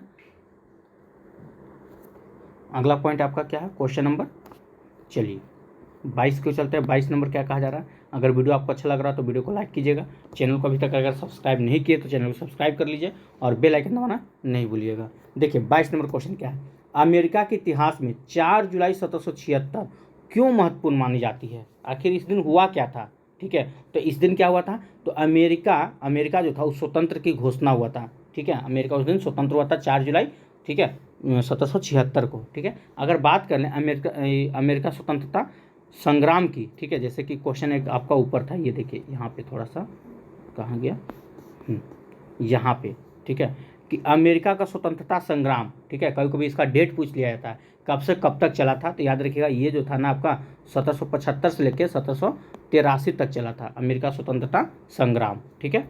चलिए ये छूट गया था इसलिए आपको बता दें, पूछ लिया जाता है, ठीक है। तो इसका राइट आंसर क्या हो जाएगा, ऑप्शन नंबर आपका सी हो जाएगा। चलिए थोड़ा सा अगर इसके बारे में हम बात कर लें तो देखिए इसी दिन अमेरिका स्वतंत्र हुआ था 4 जुलाई 1776 को, इसीलिए अमेरिका ने घोषणा किया कि 4 जुलाई को हम, ठीक है, क्या मनाने वाले हैं, तो 4 जुलाई को अमेरिका में दिवस मनाया था। अमेरिका का राष्ट्रीय दिवस कब मनाया था, तो 4 जुलाई को इस घोषणा किया गया। अगर कभी पूछा जाए कि अमेरिका का राष्ट्रीय दिवस कब मनाया था, अमेरिका में राष्ट्रीय दिवस कब मनाया था, 4 जुलाई को मनाया जाता है, ठीक है। चलिए अगर हम बात करें अमेरिका के 13 उपनिवेश जो थे किस देश में का अधिकार था 13 उपनिवेश पर, तो ब्रिटेन का अधिकार था। अमेरिका के 13 उपनिवेश पर किस देश का अधिकार था, तो ब्रिटेन का अधिकार था। ये भी फैक्ट आपको याद रखना है। चलिए क्वेश्चन नंबर 23 को चलते हैं। 23 में क्या कहा जा रहा है कि फ्रांसीसी क्रांति के समय फ्रांस का शासक कौन था, ये तो सबको पता होगा, ये आपका कौन हो जाएगा, लुईस 16वां था। फ्रांसीसी क्रांति के समय फ्रांस का शासक कौन था, तो लुईस 16वां था, ठीक है। अब फ्रांसीसी क्रांति कब हुई थी, ये भी आपको याद रखना है, 14 जुलाई को, ठीक है, 14 जुलाई को 1789 में आपका फ्रांस की क्रांति हुआ था। यहाँ से देखिए लुईस 16वां के बारे में पूछा जाता है कि लुईस 16वां को देशद्रोह के आरोप लगा कर उनको फांसी पर चढ़ाया गया था। तो कब चढ़ाया गया था, ठीक है, तो 1793 में, ठीक है, उनको गिलेटिन पे चढ़ाया गया था, ठीक है। ये फैक्ट भी याद रखिएगा। चलिए क्वेश्चन नंबर 24 को चलते हैं। 24 नंबर क्या कहता है, आइए, कि औद्योगिक क्रांति के दौरान सूती वस्त्र उद्योग में क्रांति लाने वाली स्पेनी जेनी का आविष्कार किसने किया था। ये मोस्ट इंपॉर्टेंट, एकदम वीवीआई इसको कर दीजिएगा, ठीक है, इसको एकदम वीवीआई कर दीजिएगा, ये बहुत बार पूछा हुआ है, ठीक है। तो ये हो जाएगा आपका जेम्स हारग्रीव्स ने, ऑप्शन नंबर सी आपका बिल्कुल राइट आंसर हो जाएगा। चलिए अगला क्वेश्चन को चलते हैं, क्वेश्चन नंबर 25 क्या कहता है कि 1831 में, ठीक है, 1831 में यंग इटली मूवमेंट जिसका उद्देश्य था गणतंत्र स्थापित करना, ये किसके द्वारा प्रारंभ हुआ था। तो किसके द्वारा प्रारंभ किया गया था, तो यहाँ तो ऑप्शन आपको दिख नहीं रहा होगा कहीं भी। यंग इटली जब भी पूछे तो याद रखिए सिर्फ जोसेफ मेजनी, ठीक है। यंग इटली किसके द्वारा प्रारंभ किया गया था, ये आपका जोसेफ मेजनी के द्वारा, याद रखिएगा, जोसेफ मेजनी के द्वारा शुरू किया गया था, ठीक है, जोसेफ मेजनी के द्वारा ये शुरू किया गया था। आइए क्वेश्चन 26 को चलते हैं। 26 नंबर क्या कह रहा है, 26 नंबर क्वेश्चन है आपका कि जर्मनी के एकीकरण का वास्तुकार कौन था जो रक्त एवं लोह की नीति पर विश्वास रखता था, ठीक है, ये मोस्ट इंपोर्टेंट वीवीआई क्वेश्चन है, जो रक्त एवं लोह की नीति पर विश्वास रखता था, ये कौन था, तो ये हो जाएगा आपका ओटोमन बिस्मार्क, ठीक है। बिस्मार्क जो था ये रक्त एवं लोह की नीति पर विश्वास रखता था। यहाँ से क्वेश्चन पूछा जाता है कि बिस्मार्क ने रक्त एवं लोह की नीति का परित्याग करके कौन सी नीति अपनाई थी, ये मोस्ट इंपोर्टेंट क्वेश्चन है, बहुत कोई को नहीं पता होगा, अगर पता है तो कमेंट बॉक्स में जरूर बताइएगा आप कि बिस्मार्क ने रक्त एवं लोह की नीति का परित्याग करके कौन सी नीति अपनाई थी। ये क्वेश्चन का आंसर आप लोग कमेंट बॉक्स में जरूर बताइएगा, ठीक है, जिसको पता होगा, ठीक है। चलिए क्वेश्चन नंबर 27 को चलते हैं। 27 नंबर क्या है, आइए, 27 नंबर क्वेश्चन कहता है कि द्वितीय विश्व युद्ध में नवंबर 1941 में, ठीक है, अमेरिका के प्रवेश का मुख्य कारण क्या था। आखिर अमेरिका प्रवेश करने का मुख्य कारण क्या था, आइए देखते हैं। तो इसमें तो आपका ऑप्शन नहीं दिया हुआ, ठीक है, तो इसको हम कह सकते हैं उपयुक्त में से इनमें से कोई नहीं। अब क्यों नहीं, क्यों ऐसा कहा जा रहा है, क्योंकि इसका मुख्य कारण जो था, जो जापान जो था, जापान क्या किया था, ठीक है, 1941 में जापान, याद रखिएगा 1941 में हवाई द्वीप पर, ठीक है, हवाई द्वीप पर स्थित पर्ल हार्बर पर अमेरिका के नौसैनिक का अड्डा था वहाँ पे, ठीक है, और जापान उसमें क्या क्या था, उस पर बम गिरा दिया था, ठीक है। 8 नवंबर को ऐसा काम किया था और अगले दिन यानी कि 9 नवंबर को, ठीक है, अमेरिका 9 नवंबर 1941 को अमेरिका द्वितीय विश्व युद्ध में शामिल होता है और जापान के विरुद्ध युद्ध की घोषणा कर देता है, ठीक है। यही मेन कारण था, इसी की वजह से जापान पे ना हिरोशिमा और नागासाकी पे अमेरिका बम भी गिराया था, ठीक है। जब आप पढ़िएगा डिटेल से तब आपको फिर पता चलेगा, लेकिन अभी जब से इसके अनुसार आपको याद रखना है, ठीक है, क्या याद रखना है कि अमेरिका के नौसैनिक अड्डे पर, ठीक है, जापान बम गिरा देगा, ज़बरदस्त हमला किया था, इसकी वजह से, ठीक है, अमेरिका का मतलब द्वितीय विश्व युद्ध में प्रवेश होने का मुख्य कारण माना जाता है, ठीक है। चलिए क्वेश्चन नंबर 28 की ओर चलता है। 28 नंबर क्या है, कहा जा रहा है कि जब मार्को पोलो ने चीन का दौरा किया था तब वहाँ का शासक कौन था। जब मार्को पोलो ने चीन का दौरा किया तब वहाँ का शासक कौन था, तो याद रखिएगा कुबलई खान, ठीक है, ऑप्शन नंबर बी आपका बिल्कुल राइट आंसर हो जाएगा, ठीक है। चलिए अगला क्वेश्चन को चलता है, क्वेश्चन नंबर 29 में क्या कहा जा रहा है, देखिए, संयुक्त राज्य अमेरिका में पहली अंग्रेज बस्ती कौन सी थी। तो संयुक्त राज्य अमेरिका में पहली अंग्रेज बस्ती कौन सी थी, ये हो जाएगा आपका जेम्स टाउन, ऑप्शन नंबर ये बिल्कुल राइट आंसर हो जाएगा। 30 नंबर क्वेश्चन को चलते हैं। 30 नंबर क्या कहा जा रहा है कि टेनिस कोर्ट की शपथ किस क्रांति से संबंधित है। टेनिस कोर्ट की शपथ जो है किस क्रांति से संबंधित है, याद रखिएगा फ्रांसीसी क्रांति, ठीक है, ये आपका फ्रांसीसी क्रांति से संबंधित है। चलिए अगला क्वेश्चन को चलते हैं। अगला क्वेश्चन क्या है, फ्रांसीसी क्रांति तो पता ही होगा कब हुआ था, ठीक है, 14 जुलाई 1789 को। चलिए मित्र राष्ट्रों ने, ठीक है, सर्वेस की संधि किस देश के साथ किया था। देखिए कल आपको हम बताए थे कि जब प्रथम विश्व युद्ध हुआ, ठीक है, तो मित्र राष्ट्र ने टोटल आपको 4 संधियाँ किया था, ठीक है, 4 संधि।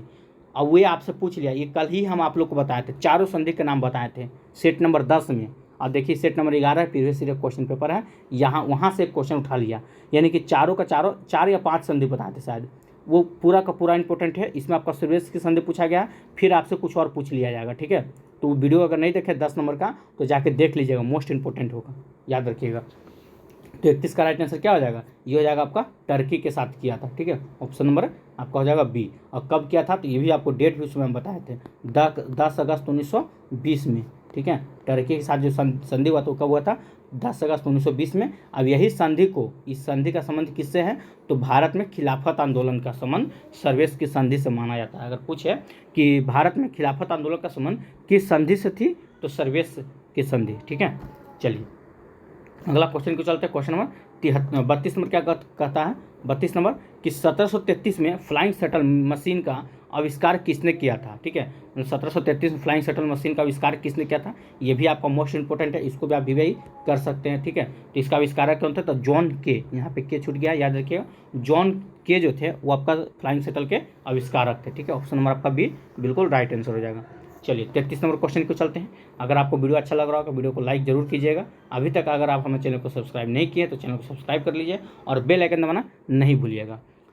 ठीक है, चलिए क्या है, तो किस संधि के द्वारा 30 वर्षीय युद्ध की समाप्ति हुई। ठीक है, तो किस संधि के द्वारा 30 वर्षीय युद्ध की समाप्ति हुआ था, तो वेस्टफेलिया की संधि। ठीक है, ये कब हुआ था, ये मोस्ट इंपॉर्टेंट है, ये आपका 1648 से लेके, ये संधि कब से कब तक मतलब हुआ था युद्ध, तो 1648 से लेके 1618 से लेकर 1648 तक। ठीक है, तो देख लीजिए यहाँ से आपको 30 वर्ष आपको नजर आ रहा होगा। ठीक है, तो किस संधि के तहत इस युद्ध को समाप्त हुआ, 30 वर्षीय युद्ध, ये वेस्टफेलिया की संधि के तहत यह युद्ध समाप्त किया गया। ठीक है, चलिए क्वेश्चन नंबर 34 को चलते। 34 क्या कहता है, देखिए, कह रहा है कि पेरिस शांति सम्मेलन में इटली का प्रतिनिधित्व किसने किया था। चलिए, तो इसका राइट आंसर क्या हो जाएगा, ये हो जाएगा आपका 34 का ऑप्शन नंबर बी। ठीक है, ऑरलैंडो ने किया था, ऑप्शन नंबर बी बिल्कुल राइट आंसर हो जाएगा। चलिए 35 नंबर क्वेश्चन को चलते हैं। 35 नंबर देखिए, कल आपको हम जो बोले थे कि 1 से लेकर 10 तक का जितना भी सेट हो चुका है वो आपको हम टेलीग्राम ग्रुप में डाल देंगे। ठीक है, अगर अभी तक आप हमारे टेलीग्राम ग्रुप को नहीं देखे हैं, आइए आपको हम बता देते हैं क्या करना है। देखिए, ये हमारा टेलीग्राम ग्रुप है जो कि इस वीडियो के डिस्क्रिप्शन लिंक में हम आपको भेज देंगे। ठीक है, यहाँ पे जैसे हम आप लोग को कहे थे। ठीक है, देखिए, ये आपका सेट यहाँ से शुरू होता है, ये सेट आपका 1 है, ये 2 है, ये 3 है। ठीक है, इसी प्रकार से हम आपको सारा का सारा सेट आपको एक साथ, ठीक है, एक ही बार सब भेज दिए है। ठीक है, तो यहाँ से जाकर आप इसको डाउनलोड कर सकते हैं। ये सेट नंबर आपका 11 है। ठीक है, अगर आप टेलीग्राम पे सर्च कीजिए तो पूरा नाम अगर आप सर्च करते हैं धीरज सीटेट एकेडमी, तो ये नाम से बिहार स्टेट जब ये चैनल शुरू हुआ था तब ये नाम दिया गया था। यहाँ पे जाके आप देख सकते हैं। और अगर आपको और कुछ चाहिए इसके बारे में तो यहाँ पे देखिए, मीडिया में जाइएगा, यहाँ पे आपको बहुत कुछ मिल जाएगा। फाइल में जाइएगा, ठीक है, जो जो अभी तक हम भेजे हुए यहाँ पे भी आपको सारा चीज़ इसमें आपको देखने को मिल जाएगा। ठीक है, मतलब कब क्या नोट्स भेजते रहते हैं इसमें आपको देख सकते हैं। सेट जितना भी है अब तक जितना सेट हो चुका है सब चीज़ इसमें आपका भेजा हुआ है, तो मीडिया फाइल ऐसे जाकर आप चेक कर सकते हैं। ठीक है, चलिए फिलहाल हम चलते हैं आज का क्वेश्चन पेपर की ओर। कहाँ थे हम लोग, सेट नंबर 11। ठीक है, आइए तो कहाँ है क्वेश्चन नंबर देख लेते हैं। सॉरी, तो शुरू से ही है ना, चलिए यहाँ पे थे ना। चलिए, ये हो गया था हम लोग का 34 नंबर। तो वही बताने चाह रहे हैं कि अगर अभी तक आप हमारा टेलीग्राम ग्रुप को नहीं ज्वाइन किए हैं तो फटाक से ज्वाइन कीजिए, जो भी इन्फॉर्मेशन होता है टेलीग्राम ग्रुप में भेज दिया जाता है। ठीक है, चलिए, तो 34 का राइट आंसर क्या हो जाएगा, तो ये हो जाएगा आपका ऑप्शन नंबर बी हो चुका था। आइए 35 नंबर क्वेश्चन को चलते हैं। 35 नंबर क्या कहा जा रहा है, देखिए 35 नंबर क्वेश्चन है कि वैंकूवर जाने के लिए कामागाटामारू जहाज किराए पर किसने लिया था। ठीक है, तो ये किसने लिया था, तो इसका राइट आंसर क्या हो जाएगा, ये हो जाएगा आपका ऑप्शन नंबर इनमें से कोई नहीं, क्योंकि इसमें आपका नहीं दिया हुआ है। ठीक है, तो हांगकांग में एक बाबा रहा करते थे, उनका नाम था आपका गुरुदंत सिंह। ठीक है, गुरुदंत या दंत कहीं कहीं देखने को मिलेगा, गुरुदंत सिंह उनका नाम था। इन्होंने, ठीक है, वहाँ का जहाज जो था कामागाटामारू जहाज को किराए पे लिए थे। ठीक है, तो इसका राइट आंसर हो जाएगा ऑप्शन नंबर ई हो जाएगा। ठीक है, आइए क्वेश्चन नंबर 36 को चलते हैं। 36 नंबर क्या है कि शेर कमेटी की स्थापना से कौन संबंधित नहीं थे। ये मोस्ट इंपॉर्टेंट है, यहाँ पे आपसे नहीं पूछ दिया कि शेर कमेटी, ठीक है, की स्थापना से कौन संबंधित नहीं थे, तो कौन संबंधित नहीं थे, तो इसका राइट आंसर क्या हो जाएगा, तो आइए इसका राइट आंसर आपका हो जाएगा भगवान सिंह। भगवान सिंह जो थे शेर कमेटी की स्थापना संबंधित नहीं थे। तो कौन कौन संबंधित थे अगर ये पूछे तो याद रखिएगा, ये हो जाएगा आपका हुसैन रहीम थे, ठीक है, बलवंत सिंह थे, और एक आपका सोहन लाल पाठक थे। ठीक है, पूछता है तो सोहन लाल एगो पाठक थे। ठीक है, चलिए अगला क्वेश्चन देखते हैं। क्वेश्चन नंबर 37 नंबर क्या कहता है। 37 नंबर प्रश्न है कि महात्मा गांधी ने किस घटना को, ये मोस्ट इंपॉर्टेंट है, ठीक है, एकदम BBI कर दीजिएगा इसको, महात्मा गांधी ने किस घटना को हिमलाई भूल कहा था। ठीक है, तो किसको कहा था, तो इसका राइट आंसर क्या हो जाएगा, ये हो जाएगा आपका चोरी चोरा कांड को कहा था। ठीक है, और चोरी चोरा कांड कब हुआ था, तो 5 फरवरी, याद रखिएगा ये घटना कब घटी, तो 5 फरवरी, ठीक है, 1922 को घटा था। ठीक है, अब कहाँ पे हुआ था, तो उत्तर प्रदेश के, ठीक है, कहाँ पे, गोरखपुर में। ठीक है, ये हत्याकांड घटना घटी थी। ठीक है, अब इसी के तहत क्या हुआ था कि असहयोग आंदोलन को स्थगित कर दिया गया था। ठीक है, चलिए अगला क्वेश्चन क्यों चलते हैं।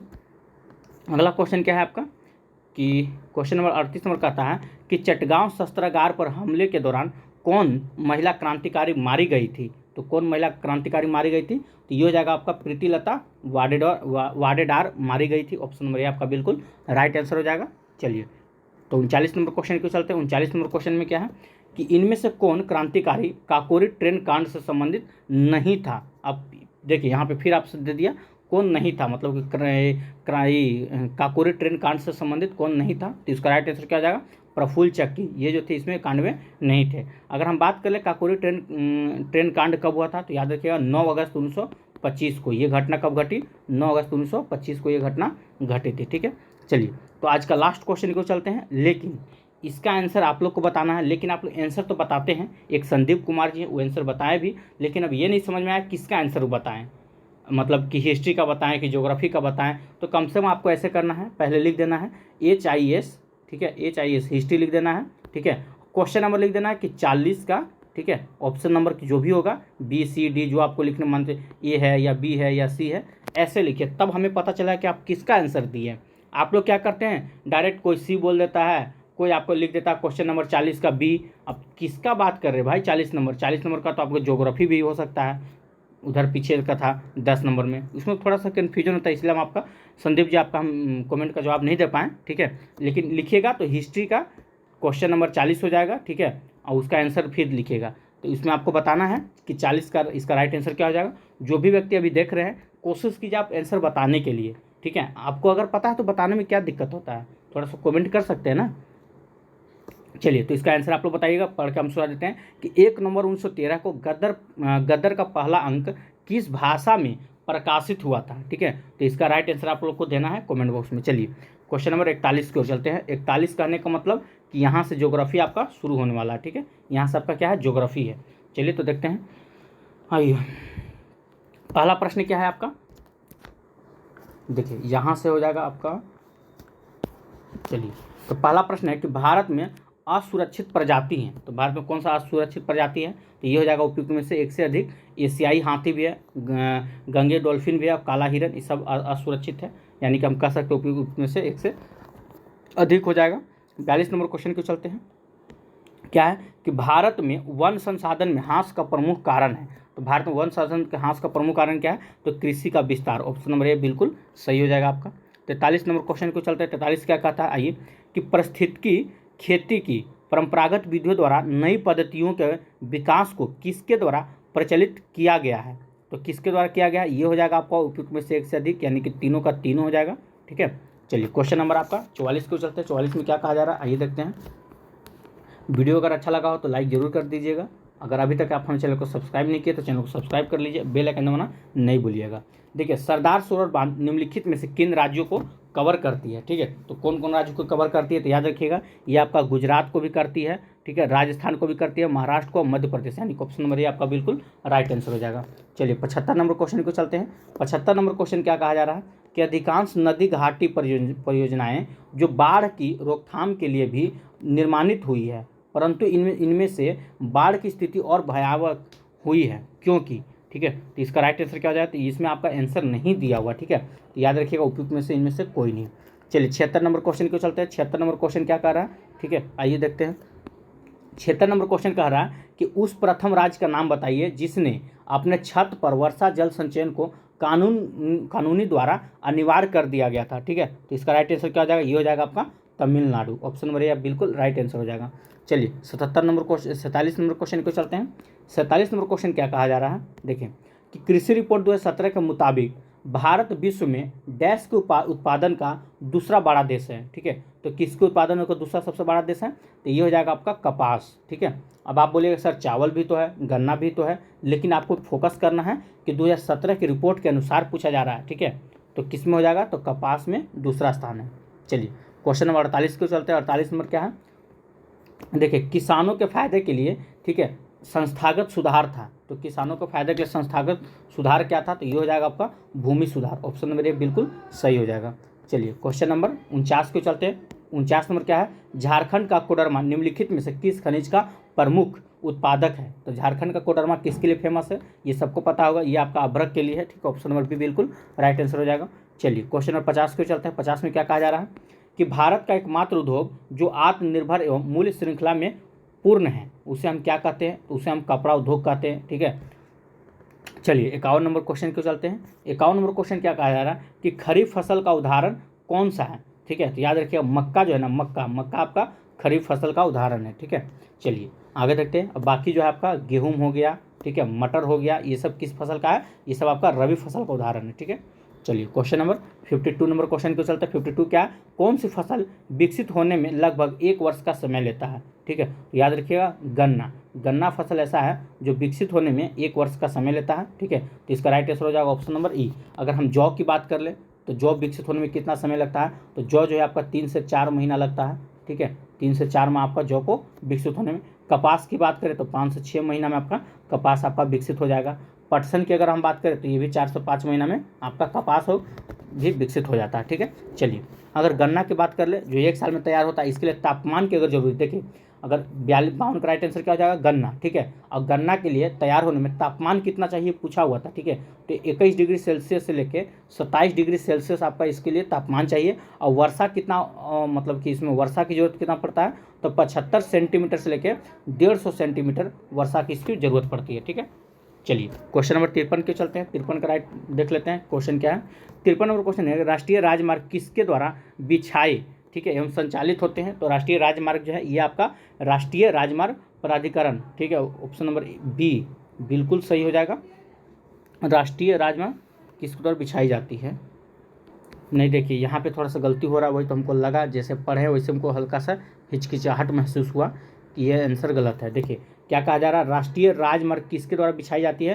तो ये हो जाएगा आपका, ठीक है, केंद्रीय लोक निर्माण विभाग के द्वारा बिछाई जाती है, जिसको हम लोग क्या बोलते हैं? CPWD। ठीक है, याद रखिएगा CPWD बोलते हैं। ये थोड़ा सा गलती हो रहा था, देख लीजिएगा आप लोग। ठीक है, कि राष्ट्रीय राजमार्ग किसके द्वारा बिछाई गई है? तो CPWD यानी कि हम कह सकते हैं केंद्रीय लोक निर्माण विभाग के द्वारा बिछाई गई है। ठीक है, चलिए ऑप्शन नंबर ए बिल्कुल राइट आंसर हो जाएगा। आइए 54 नंबर क्वेश्चन क्यों चलते हैं। 54 नंबर क्वेश्चन में क्या कह रहा है? देखिए 54 नंबर क्वेश्चन है आपका कि वार्षिक रिपोर्ट 2016-17 के अनुसार भारत विश्व में पर्यटन में किस स्थान पर है? ठीक है, तो भारत विश्व पर्यटन में किस स्थान पे है? तो ये हो जाएगा आपका 4थे स्थान पे। ऑप्शन नंबर सी बिल्कुल राइट आंसर हो जाएगा।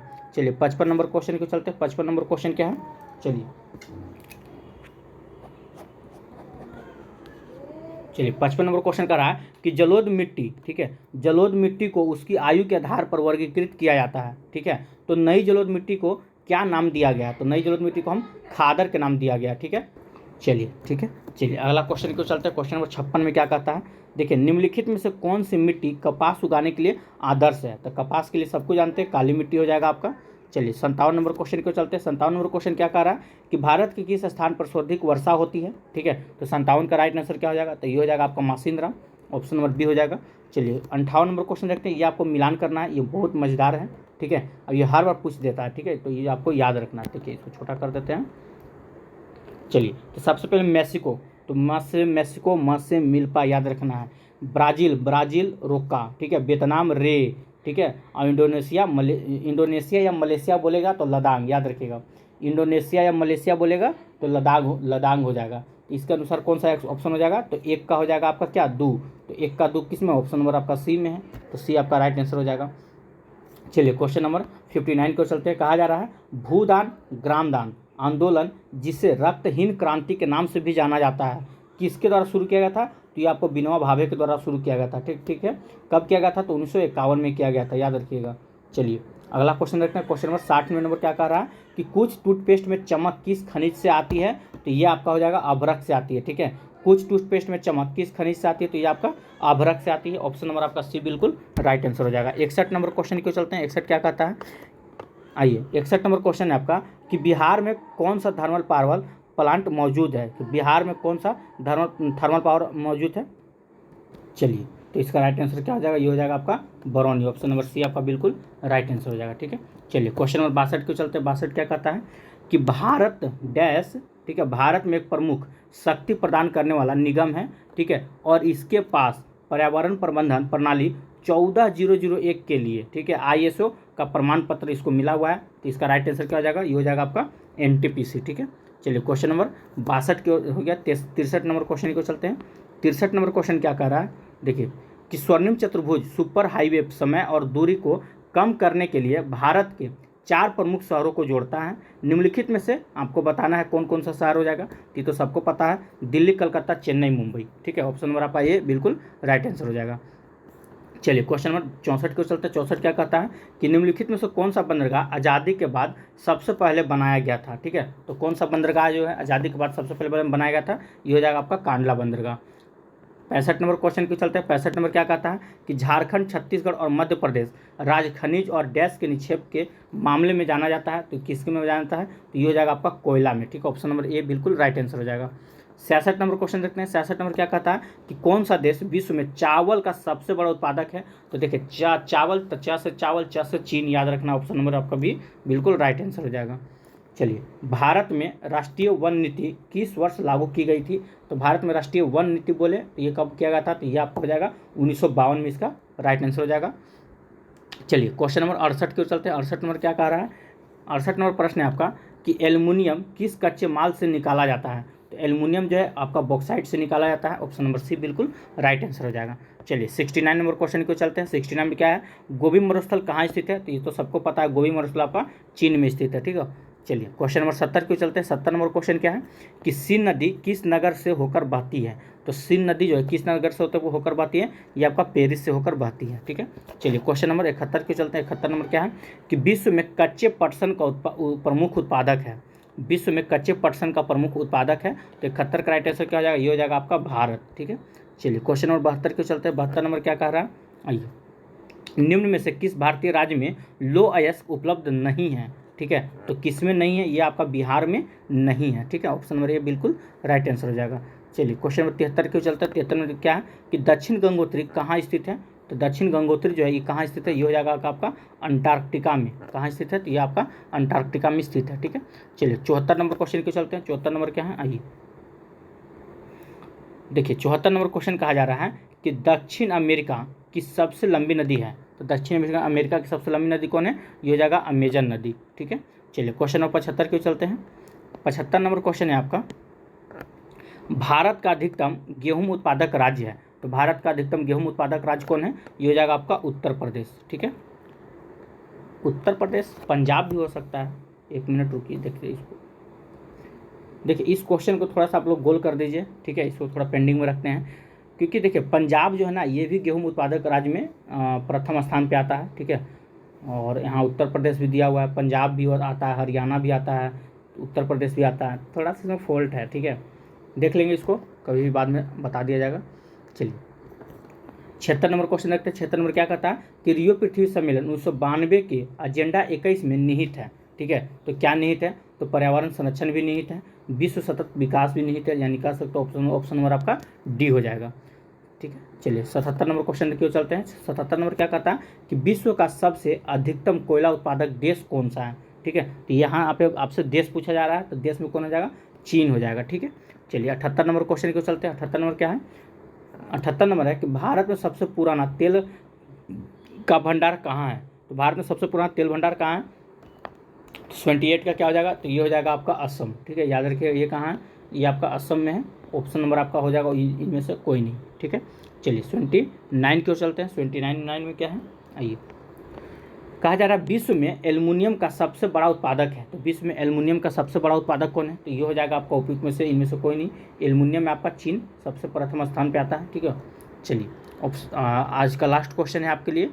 चलिए ये क्वेश्चन का आंसर भी आप लोग ज्योग्राफी वाले आप लोग को बताना है, 80 नंबर का। ठीक है, लिखना है ज्योग्राफी, GEO लिख दीजिएगा शॉर्ट में। ठीक है, क्वेश्चन नंबर लिखिएगा 80। ठीक है, उसके बाद आप ABC जो भी आपका आंसर होगा वो आप जवाब दे सकते हैं। ठीक है, तो क्वेश्चन देख सकते हैं। क्वेश्चन में क्या है आपका कि ग्रेट विक्टोरिया मरुस्थल कहाँ स्थित है। ठीक है, क्वेश्चन है कि ग्रेट विक्टोरिया मरुस्थल कहाँ स्थित है, तो इसका आंसर आप लोग कमेंट बॉक्स में जरूर दीजिएगा। चलिए, तो इसके बाद हम लोग इकोनॉमिक्स की ओर चलते हैं। इकोनॉमिक्स, आइए चलिए तो शुरू करते हैं इकोनॉमिक्स को। क्या है, सबसे पहले है कि देश के मध्य विकास की तुलना का मुख्य गुणांक क्या है। ठीक है, तो मुख्य गुणांक क्या है, तो ये हो जाएगा आपका ऑप्शन नंबर सी, आय है। ठीक है, अगला क्वेश्चन देखते हैं। क्वेश्चन नंबर 82 में क्या है कि औसत आय और भी किस नाम से जानी जाती है। तो औसत आय को और भी किस नाम से हम जानते हैं, तो 82 का राइट आंसर क्या हो जाएगा, प्रति व्यक्ति आय के नाम से जानते हैं। ठीक है, चलिए 83 नंबर क्वेश्चन देखते हैं कि मानव विकास रिपोर्ट किस संगठन द्वारा प्रकाशित की जाती है। तो किस संगठन के द्वारा प्रकाशित किया जाता है, तो ये हो जाएगा UNDP के द्वारा प्रकाशित किया जाता है। ठीक है, चलिए 84 नंबर क्वेश्चन क्यों चलते हैं। 84 नंबर क्या कहता है कि अर्थव्यवस्था में तृतीय श्रेणी का उद्योग और क्या कहलाता है। अर्थव्यवस्था में तृतीय श्रेणी का उद्योग जो है वो क्या कहलाता है, तो 84 का राइट आंसर क्या हो जाएगा, ये हो जाएगा आपका सेवा क्षेत्र कहलाता है। चलिए 85 नंबर क्वेश्चन रखते हैं। 85 में क्या है, देखिए कि मनरेगा 2005 के अंतर्गत सरकार द्वारा ग्रामीण बेरोजगार को एक वर्ष में कितने कार्य दिवस के रोजगार की गारंटी दी जाती है। ठीक है, तो कितने का रोजगार की गारंटी दी जाती है, तो ये हो जाएगा आपका 100। ऑप्शन नंबर सी आपका बिल्कुल राइट आंसर हो जाएगा। चलिए क्वेश्चन नंबर 86 को चलते हैं। 86 में क्या है, आइए, अगर वीडियो आपको अच्छा लग रहा हो तो वीडियो को लाइक करते चलिएगा। देखिए कहा जा रहा है कि भारत में बैंक अपनी जमा का कितना प्रतिशत धन, ठीक है, नकदी के रूप में रखते हैं। ठीक है, तो कितना प्रतिशत रखते हैं, तो 15%। ठीक है, ऑप्शन नंबर बी बिल्कुल राइट आंसर हो जाएगा। चलिए 87 नंबर क्वेश्चन देखते हैं। 87 में क्या कहता है, निम्नलिखित में से कौन सा विकल्प वैश्वीकरण को इंगित करता है। ठीक है, तो कौन सा विकल्प जो है वैश्वीकरण को इंगित करता है, तो ये हो जाएगा आपका ऑप्शन नंबर ए। ठीक है, देशों के मध्य तीव्र आर्थिक एकीकरण को इंगित करता है। 88 नंबर क्वेश्चन देखते हैं। 88 नंबर क्या कहा जा रहा है, तो भारत सरकार द्वारा उपभोक्ता संरक्षण अधिनियम, ठीक है, कब पारित किया गया था। तो कब पारित किया गया था, ये आपका 1986 में पारित किया गया था। चलिए 89 नंबर क्वेश्चन क्यों चलते हैं। 89 नंबर क्वेश्चन क्या है कि भारत में राष्ट्रीय उपभोक्ता दिवस कब मनाया जाता है। तो भारत में राष्ट्रीय उपभोक्ता दिवस कब मनाया जाता है, ये आपका 24 दिसंबर को मनाया जाता है। ठीक है, चलिए 90 नंबर क्वेश्चन क्यों चलते हैं। 90 नंबर में क्या है कि अनुचित व्यापार प्रथाओं एवं शोषण के विरुद्ध, ठीक है, उपभोक्ता के पास कौन सा अधिकार है। तो कौन सा अधिकार है, तो ये हो जाएगा, देखिए इसमें आपका अधिकार नहीं दिया हुआ है, ये हो जाएगा आपका मौलिक अधिकार। ठीक है, कौन सा अधिकार है, तो मौलिक अधिकार है। ये तो आप जानते होंगे मौलिक अधिकार कि भाग अगर पूछे मौलिक अधिकार भाग कितना में है, तो भाग 3 हो जाएगा। ठीक है, अगर अनुच्छेद पूछते हैं कि मौलिक अधिकार कहाँ से कहाँ तक है, तो 12 से लेकर 35 तक आपका मौलिक अधिकार का अनुच्छेद है। ठीक है, चलिए टोटल मौलिक अधिकारों की संख्या कितनी है, तो 6 है। ठीक है, एक 7वां था संपत्ति का अधिकार, उसको 1976 उसको हटा दिया गया है। ठीक है, संपत्ति के अधिकार को हटा दिया गया है। ठीक है, चलिए 91 नंबर क्वेश्चन को चलते हैं। 91 नंबर क्वेश्चन क्या कहता है, अपने नागरिकों को सरकार से उसके कार्यों के बारे में सवाल करने का अधिकार देने के लिए कौन सा अधिनियम पारित किया गया था। ठीक है, तो कौन सा अधिनियम पारित किया गया था, तो RTI पारित किया गया था। ठीक है, ऑप्शन नंबर सी बिल्कुल राइट आंसर हो जाएगा। चलिए 92 नंबर क्वेश्चन को चलते हैं। 92 नंबर क्या कहता है, आइए, कि किस बहुराष्ट्रीय कंपनी ने छोटी भारतीय कंपनी पारक फूड्स को खरीदा। ठीक है, तो किसने खरीदा था, यह आपका हो जाएगा कारगिल फूड्स ने खरीदा था। ठीक है, चलिए 93 नंबर क्वेश्चन क्यों चलते हैं। 93 नंबर प्रश्न क्या कहता है कि मनरेगा अधिनियम, ठीक है, के बारे में निम्नलिखित में से कौन सा गलत है। तो गलत आपको बताना है। ठीक है, तो ये कौन सा गलत है, तो इसमें देखिए, ठीक है, कहा जा रहा है कि भारत में लगभग 625 जनपदों में काम करने का अधिकार है, तो बिल्कुल सही है। एक वर्ष में 100 दिन का रोजगार गारंटी, अभी जस्ट आपको पीछे बताया है। ठीक है, कि एक साल में आपको 100 दिन आपको काम वहाँ मिलेगा। यदि सरकार असफल होती है तो यह रोजगार भत्ता नहीं देगी, तो ये आपका बिल्कुल गलत है। ठीक है, ऑप्शन नंबर आपको कहा जा रहा है, ऑप्शन में कौन सा गलत है, तो ऑप्शन नंबर सी बिल्कुल गलत है। सरकार अगर विफल होती है फिर भी आपको जो बात कहा गया, जो पैसा कहा जाता है वो आपको देती है। ठीक है, चलिए क्वेश्चन नंबर 94 क्यों चलते हैं। 94 नंबर क्या कहा जा रहा है कि 2016 के आंकड़ों के अनुसार, ठीक है, निम्नलिखित देशों में बेहतर मानव विकास निष्पादन वाला देश कौन सा है। ठीक है, तो कौन सा देश है, ये हो जाएगा आपका श्रीलंका। ऑप्शन नंबर बी बिल्कुल राइट आंसर हो जाएगा। चलिए 95 नंबर क्वेश्चन क्यों चलते हैं। 95 क्या कहता है, वह स्थिति है जब दोनों पक्षों को एक दूसरे की वस्तुओं को बेचने और खरीदने के लिए सहमत होना पड़ता है, उससे हम क्या कहते हैं, तो उसे हम चाहतों का दोहरा संयोग कहते हैं। ऑप्शन नंबर सी बिल्कुल राइट आंसर हो जाएगा।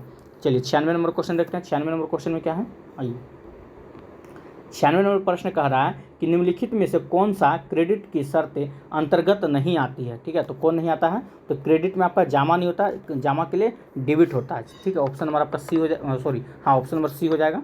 चलिए क्वेश्चन नंबर 97 को चलते हैं। 97 क्या कहता है, RBI के बारे में कौन सा कथन गलत है। देखिए गलत पूछा है, तो इसमें गलत क्या है, तो देखिए ऑप्शन नंबर आप सी को देखिए, RBI ग्राहकों से जमा स्वीकार करता है, तो ये आपका गलत है। ठीक है, यानी कि यही सही है, क्योंकि RBI में आप पैसा जमा नहीं कर सकते हैं, कोई भी वहाँ जाकर खाता नहीं खुलवा सकता है। जैसे आप सभी बैंक में, एक क्वेश्चन मतलब मजाक में पूछा जाता है कि आप सभी बैंक में खाता खुलवा सकते हैं, ऐसा कौन सा बैंक है जहाँ आप खाता नहीं खुलवा सकते हैं। बैंक है, जैसे RBI क्या है, एक बैंक है, यहाँ पे आप खाता नहीं खुलवा सकते हैं, ठीक है। किसी बोल रहा है कि जामा स्वीकार, वो जामा क्यों स्वीकार करेगा, वो बैंकों का बैंक है, वो बैंकों का बाप है कहा जाता है। आरबीआई को क्या कहा जाता है, बैंकों का बाप कहा जाता है, ठीक है।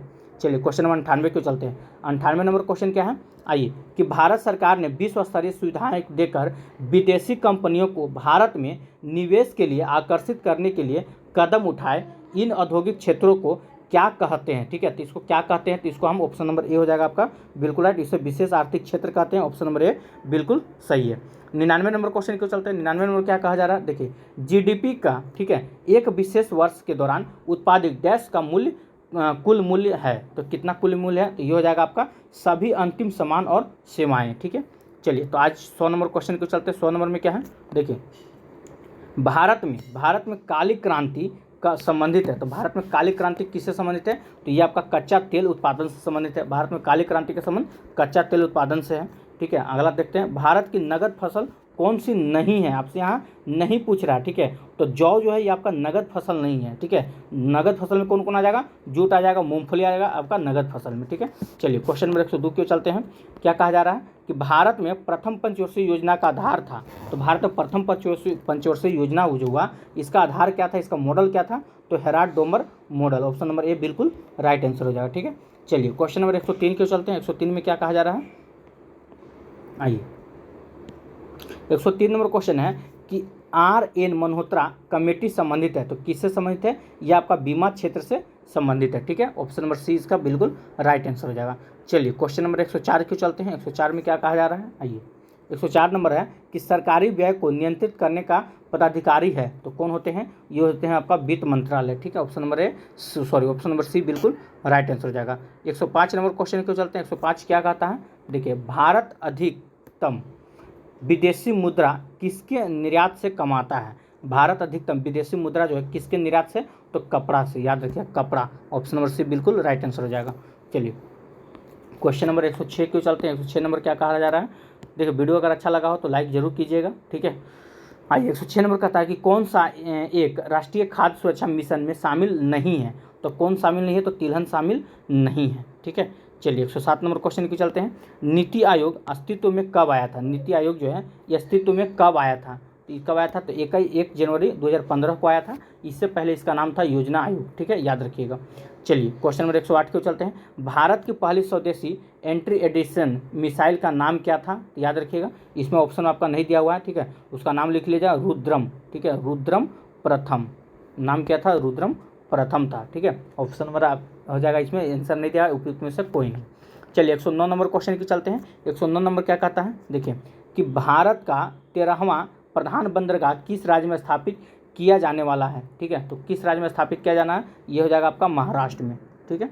चलिए क्वेश्चन नंबर 110 के चलते हैं। 110 नंबर क्या कहा जा रहा है, भारत में किस वर्ष रेल बजट को आम बजट में मिला दिया गया, ये मोस्ट इंपॉर्टेंट है, ठीक है, याद रखिए 2017 में। भारत में किस वर्ष रेल बजट को आम बजट में मिला दिया गया, 1917 में, ठीक है। 111 नंबर क्वेश्चन क्यों चलते हैं। 111 नंबर क्या कहता है, देखिए, प्रधानमंत्री किसान सम्मान निधि योजना किस तारीख को शुरू की गई थी, ये भी बहुत इंपॉर्टेंट है, VVI कर दीजिएगा इसको भी आप लोग, ठीक है। प्रधानमंत्री किसान सम्मान निधि योजना किस तारीख को शुरू किया गया था, तो ये हो जाएगा आपका 1 फरवरी, याद रखिएगा 1 फरवरी 2019 को ये शुरू किया गया था।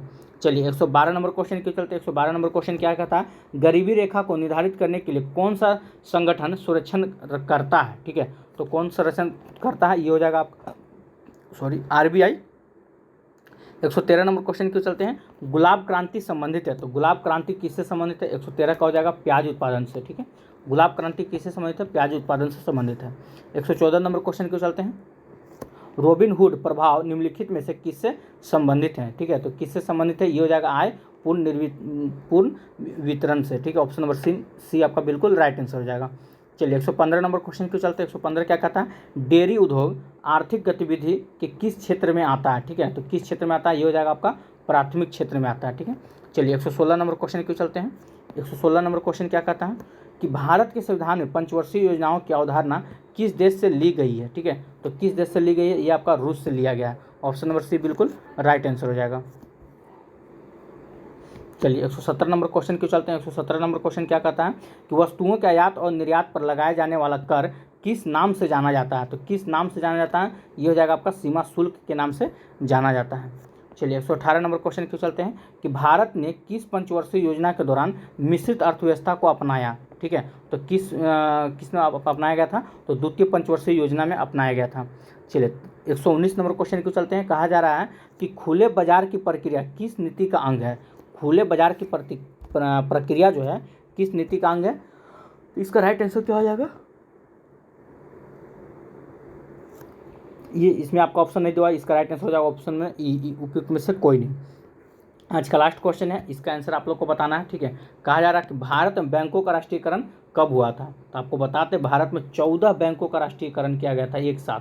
ठीक है, तो कब किया गया था, इसका आंसर आप लोग कमेंट बॉक्स में बताना है, लिख कर बताना है। ठीक है, कि इकोनॉमिक्स क्वेश्चन नंबर 120 तब आंसर बताना है।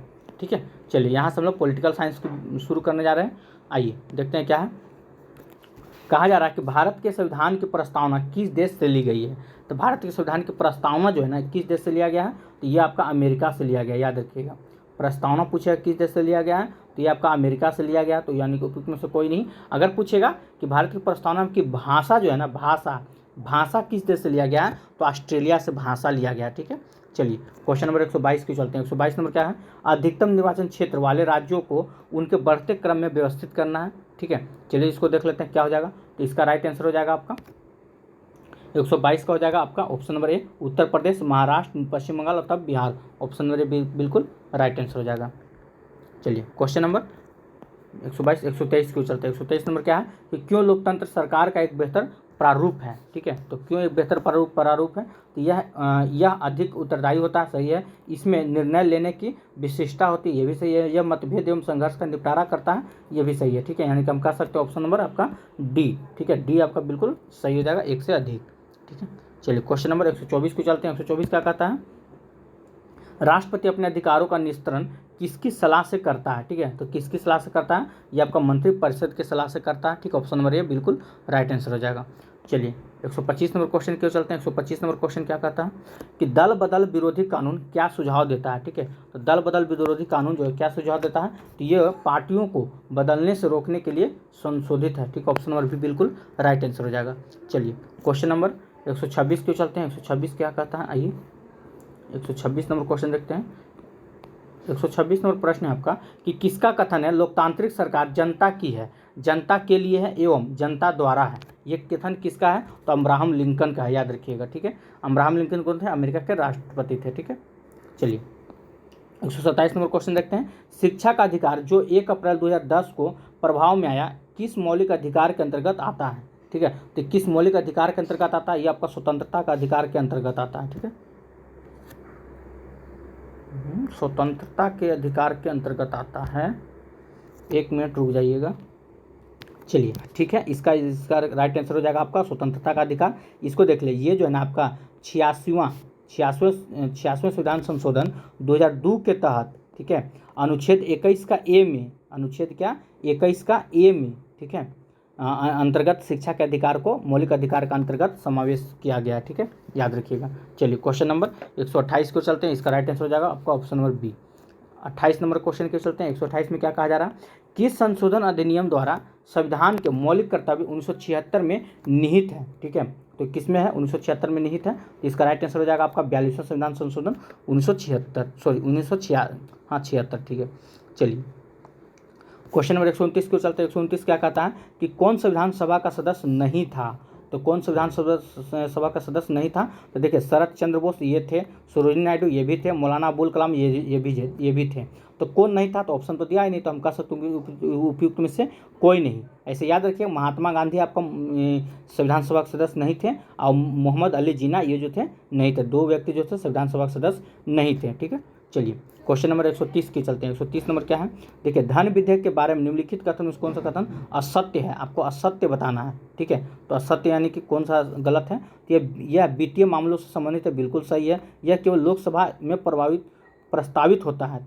ठीक है। यह केवल राज्यसभा में प्रस्तावित होता है। देखिए लोकसभा में भी प्रस्तावित होता है और राज्यसभा में भी होता है। पहले लोकसभा में प्रस्तावित होगा, फिर राज्यसभा में आएगा, फिर राज्यसभा में 14 दिन के बाद, ठीक है, लोकसभा में इसको भेज दिया जाता है। ठीक है, तो सब तो सही है लग रहा है भाई, तो इसमें क्या हो जाएगा, उपयुक्त में से कोई नहीं। कौन सही सत्य पूछ रहा था ना।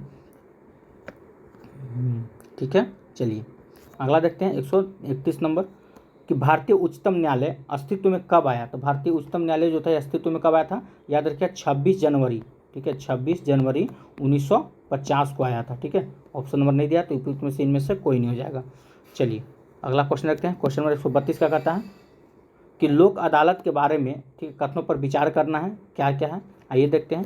तो यह एक सस्ती न्यायिक सेवा है, बिल्कुल सही है। यह एकल पेशी पर विवाद निवारण करता है, बिल्कुल सही है। यह त्वरित न्याय देता है, तो ये भी आपका सही है, तो हम कह सकते हैं। ठीक है, सेवानिवृत्त जज लोक अदालत का जज चलाता है, ये भी सही है। ठीक है, यानी कह सकते ऑप्शन में क्या हो जाएगा, ABC, यानी कि तीनों चारों हो जाएगा आपका, ऑप्शन नंबर C हो जाएगा। ठीक है, चलिए 133 नंबर क्वेश्चन के चलते। 133 क्या कहता है कि विश्व के किस देश द्वारा 1948 से 1989 के मध्य रंग भेद का एक आधिकारिक नीति की तरह पालन किया गया था। ठीक है, तो इसका राइट आंसर क्या आ जाएगा 133 का, दक्षिण अफ्रीका। चलिए क्वेश्चन नंबर 134 को चलते हैं। 134 नंबर क्या है आइए देखते हैं। राष्ट्रीय, ठीक है, बोअर दिवस कब मनाया जाता है। तो कब मनाया जाता है, ये आपका 25 जनवरी को मनाया जाता है। ठीक है, चलिए 135 नंबर क्वेश्चन को चलते हैं। कहा जा रहा है कि संयुक्त राष्ट्र सुरक्षा परिषद के बारे में कौन सा कथन असत्य है। देखिए असत्य पूछा जा रहा है। ठीक है, तो कौन सा कथन असत्य है, तो ये जो है IMF एवं विश्व बैंक की इसकी निधिकरण एजेंसियां हैं, ये आपका असत्य है। ठीक है, ऑप्शन नंबर C बिल्कुल सही हो जाएगा। चलिए 136 नंबर क्वेश्चन देखते हैं। चुनावी कदाचारों पर निम्नलिखित में से कौन सा कथन प्रतिभारित है। ठीक है, प्रतिभारित होता है, तो इसका राइट आंसर क्या हो जाएगा, उपयुक्त में से एक से अधिक हो जाएगा। ठीक है, चलिए 137 नंबर क्वेश्चन को चलते हैं। 137 नंबर क्या कहता है कि मंडल आयोग ने 1980 के, ठीक है, रिपोर्ट में सरकारी नौकरियों में सामाजिक एवं शैक्षणिक तौर पर पिछड़े वर्गों को कितने प्रतिशत आरक्षण की संतुष्टि की थी। ठीक है, तो कितने प्रतिशत दिया था, तो ये हो जाएगा आपका 27%, ऑप्शन नंबर ए बिल्कुल सही हो जाएगा। चलिए 138 नंबर क्वेश्चन के चलते हैं। 138 नंबर क्या कहता है कि कौन सा मौलिक अधिकार संविधान का हृदय एवं आत्मा कहलाता है। ठीक है, तो कौन सा मौलिक अधिकार जो है संविधान का हृदय एवं आत्मा कहलाता है, तो ये हो जाएगा अनुच्छेद आपका, ठीक है, 32 के अंतर्गत, याद रखिएगा। ठीक है, ये डॉक्टर भीमराव अम्बेडकर ने कहे थे। ठीक है, इसमें आपका नहीं दिया, उपयुक्त में से कोई नहीं, ऑप्शन नंबर आपका ई हो जाएगा। अगला क्वेश्चन देखते हैं। क्वेश्चन नंबर आपका, ठीक है, 139 में क्या कहता है कि कौन सा अधिकार अल्पसंख्यकों के प्रति विशेष है। ठीक है, तो कौन हो जाएगा, ये हो जाएगा आपका, ठीक है, ऑप्शन नंबर आपका बी हो जाएगा, स्वतंत्रता का अधिकार जो है। ठीक है, हाँ चलिए इसका एक मिनट रुके, नहीं गलत जा रहा है। कौन सा अधिकार अल्पसंख्यकों के प्रति विशेष है। ठीक है, तो इसका राइट आंसर हो जाएगा उपयुक्त में से कोई नहीं। ठीक है, अल्पसंख्यक अनुच्छेद कितना कहता है, अनुच्छेद 29 से 30 तक आपका अल्पसंख्यक का है। ठीक है, चलिए क्वेश्चन नंबर 140 को चलते हैं। 140 नंबर क्या है, देखिए संविधान सभा के बारे में क्या सही नहीं है। तो संविधान सभा के बारे में क्या सही नहीं है, जुलाई 1946 के इसकी प्रथम सभा हुई थी। ठीक है, तो ये आपका सही नहीं है। ठीक है, ऑप्शन नंबर बी हो जाएगा। चलिए 141 नंबर क्वेश्चन देखते हैं। 141 नंबर क्या कहता है, निम्नलिखित में कौन सा बेल्जियम मॉडल का तत्व नहीं है। ठीक है, तो कौन सा बेल्जियम मॉडल का तत्व नहीं है, तो देखिए इसमें जो है ना आपका ये भी है, ये भी है, ये भी है, यानी कि उपयुक्त में से एक से अधिक है। ठीक है, यानी कि सब है, लेकिन कौन नहीं आपसे पूछा रहा था ना, तो इसका राइट आंसर हो जाएगा उपयुक्त में से कोई नहीं। ठीक है, ऑप्शन नंबर 141 का ई हो जाएगा। चलिए 142 नंबर क्वेश्चन को चलते हैं। 142 नंबर क्या कहता है, आइए, कह रहा है कि सिंहली को, ठीक है, एकमात्र आधिकारिक भाषा के रूप में मान्यता देने के लिए किस वर्ष श्रीलंका में एक अधिनियम पारित किया गया था। ठीक है, तो 1956 में यह अधिनियम पारित किया गया था। ठीक है, चलिए 143 नंबर क्वेश्चन की जो चलते हैं। 143 नंबर क्या कह रहा है, देखिए पावर शेयरिंग के बारे में कौन सा गलत, मतलब ऑप्शन जो है वो आपका गलत है। ठीक है, तो कौन सा गलत है, तो देखिए कहा जा रहा है तो आपका कि सत्ता सरकार के विभिन्न अंगों के बीच साझा करती है, ये भी सही है। सत्ता विभिन्न स्तरों को सरकारों के बीच साझा की जा सकती है, ये भी सही है। ठीक है, और ये भी आपका देख सकते हैं, ये भी आपका सही है। यानी कि कौन सा गलत है, तो ये हो जाएगा ऑप्शन नंबर ई, उपयुक्त में से कोई नहीं। ठीक है, यही आपका गलत है। चलिए क्वेश्चन नंबर 144 को चलते हैं। 144 नंबर क्या कहता है, आइए, निम्नलिखित में से कौन सा समावर्ती सूची में शामिल है। ठीक है, तो 144 का क्या हो जाएगा, समावर्ती सूची में आपको जंगल को शामिल किया गया है। ठीक है, चलिए 145 नंबर क्वेश्चन की चलते हैं कि किस देश में सार्वजनिक जीवन में महिलाओं की भागीदारी सबसे कम है। ठीक है, तो महिलाओं की भागीदारी सबसे कम किस में है, तो चीन में हो जाएगा। चलिए 176 नंबर क्वेश्चन क्यों चलते हैं कि समान पारिश्रमिक अधिनियम 1976 क्या प्रदान करता है। ठीक है, तो क्या प्रदान करता है, तो ये हो जाएगा आपका, ठीक है, सभी लिंगों के लिए समान वेतन प्रदान करता है। ठीक है, एक मिनट दोस्तों, थोड़ा सा दिक्कत हो रहा है। चलिए, तो सभी लिंगों के लिए समान प्रदान करता है, ऑप्शन नंबर बी बिल्कुल राइट आंसर हो जाएगा। आइए क्वेश्चन नंबर 147 क्या कहता है कि महात्मा गांधी कहा करते थे कि डैश की राजनीति से कभी अलग नहीं किया जा सकता है, तो किसको, तो भैया धर्म को, ऑप्शन नंबर बी बिल्कुल राइट आंसर हो जाएगा। 148 नंबर क्वेश्चन देखते हैं, कहा जा रहा है लोकतंत्र के बारे में निम्नलिखित में से कौन सा कथन सही है। ठीक है, तो लोकतंत्र के बारे में कौन सा कथन सही है, तो लोकतंत्र अक्सर जरूरतों को विफल करता है और लोगों की मांगों को अनदेखा करता है। ठीक है, ये सही है। लोकतंत्र भ्रष्टाचार रहित है, बिल्कुल नहीं। लोकतंत्र अनियमित है, बिल्कुल नहीं। ठीक है, चलिए अगला क्वेश्चन देखते हैं। क्वेश्चन नंबर 149 क्या कहता है कि निम्नलिखित में से कौन सी भूमिका राजनीतिक दलों द्वारा नहीं निभाई जाती है। ठीक है, तो कौन सी भूमिका राजनीतिक दलों के द्वारा नहीं निभाई जाती है, तो ये हो जाएगा उपयुक्त में से एक से अधिक। ठीक है, चलिए 49 का डी हो जाएगा। 50 नंबर क्वेश्चन क्यों चलते हैं कि कहा जा रहा है कि एक राज्य की पार्टी, एक मिनट आइए, कि एक राज्य की पार्टी बनाने के लिए एक पार्टी को राज्य की विधानसभा के चुनाव में कुल वोटों को, ठीक है, कम से कम कितना सुरक्षित करना होता है। ठीक है, तो कितना करना पड़ता है, आइए देखते हैं।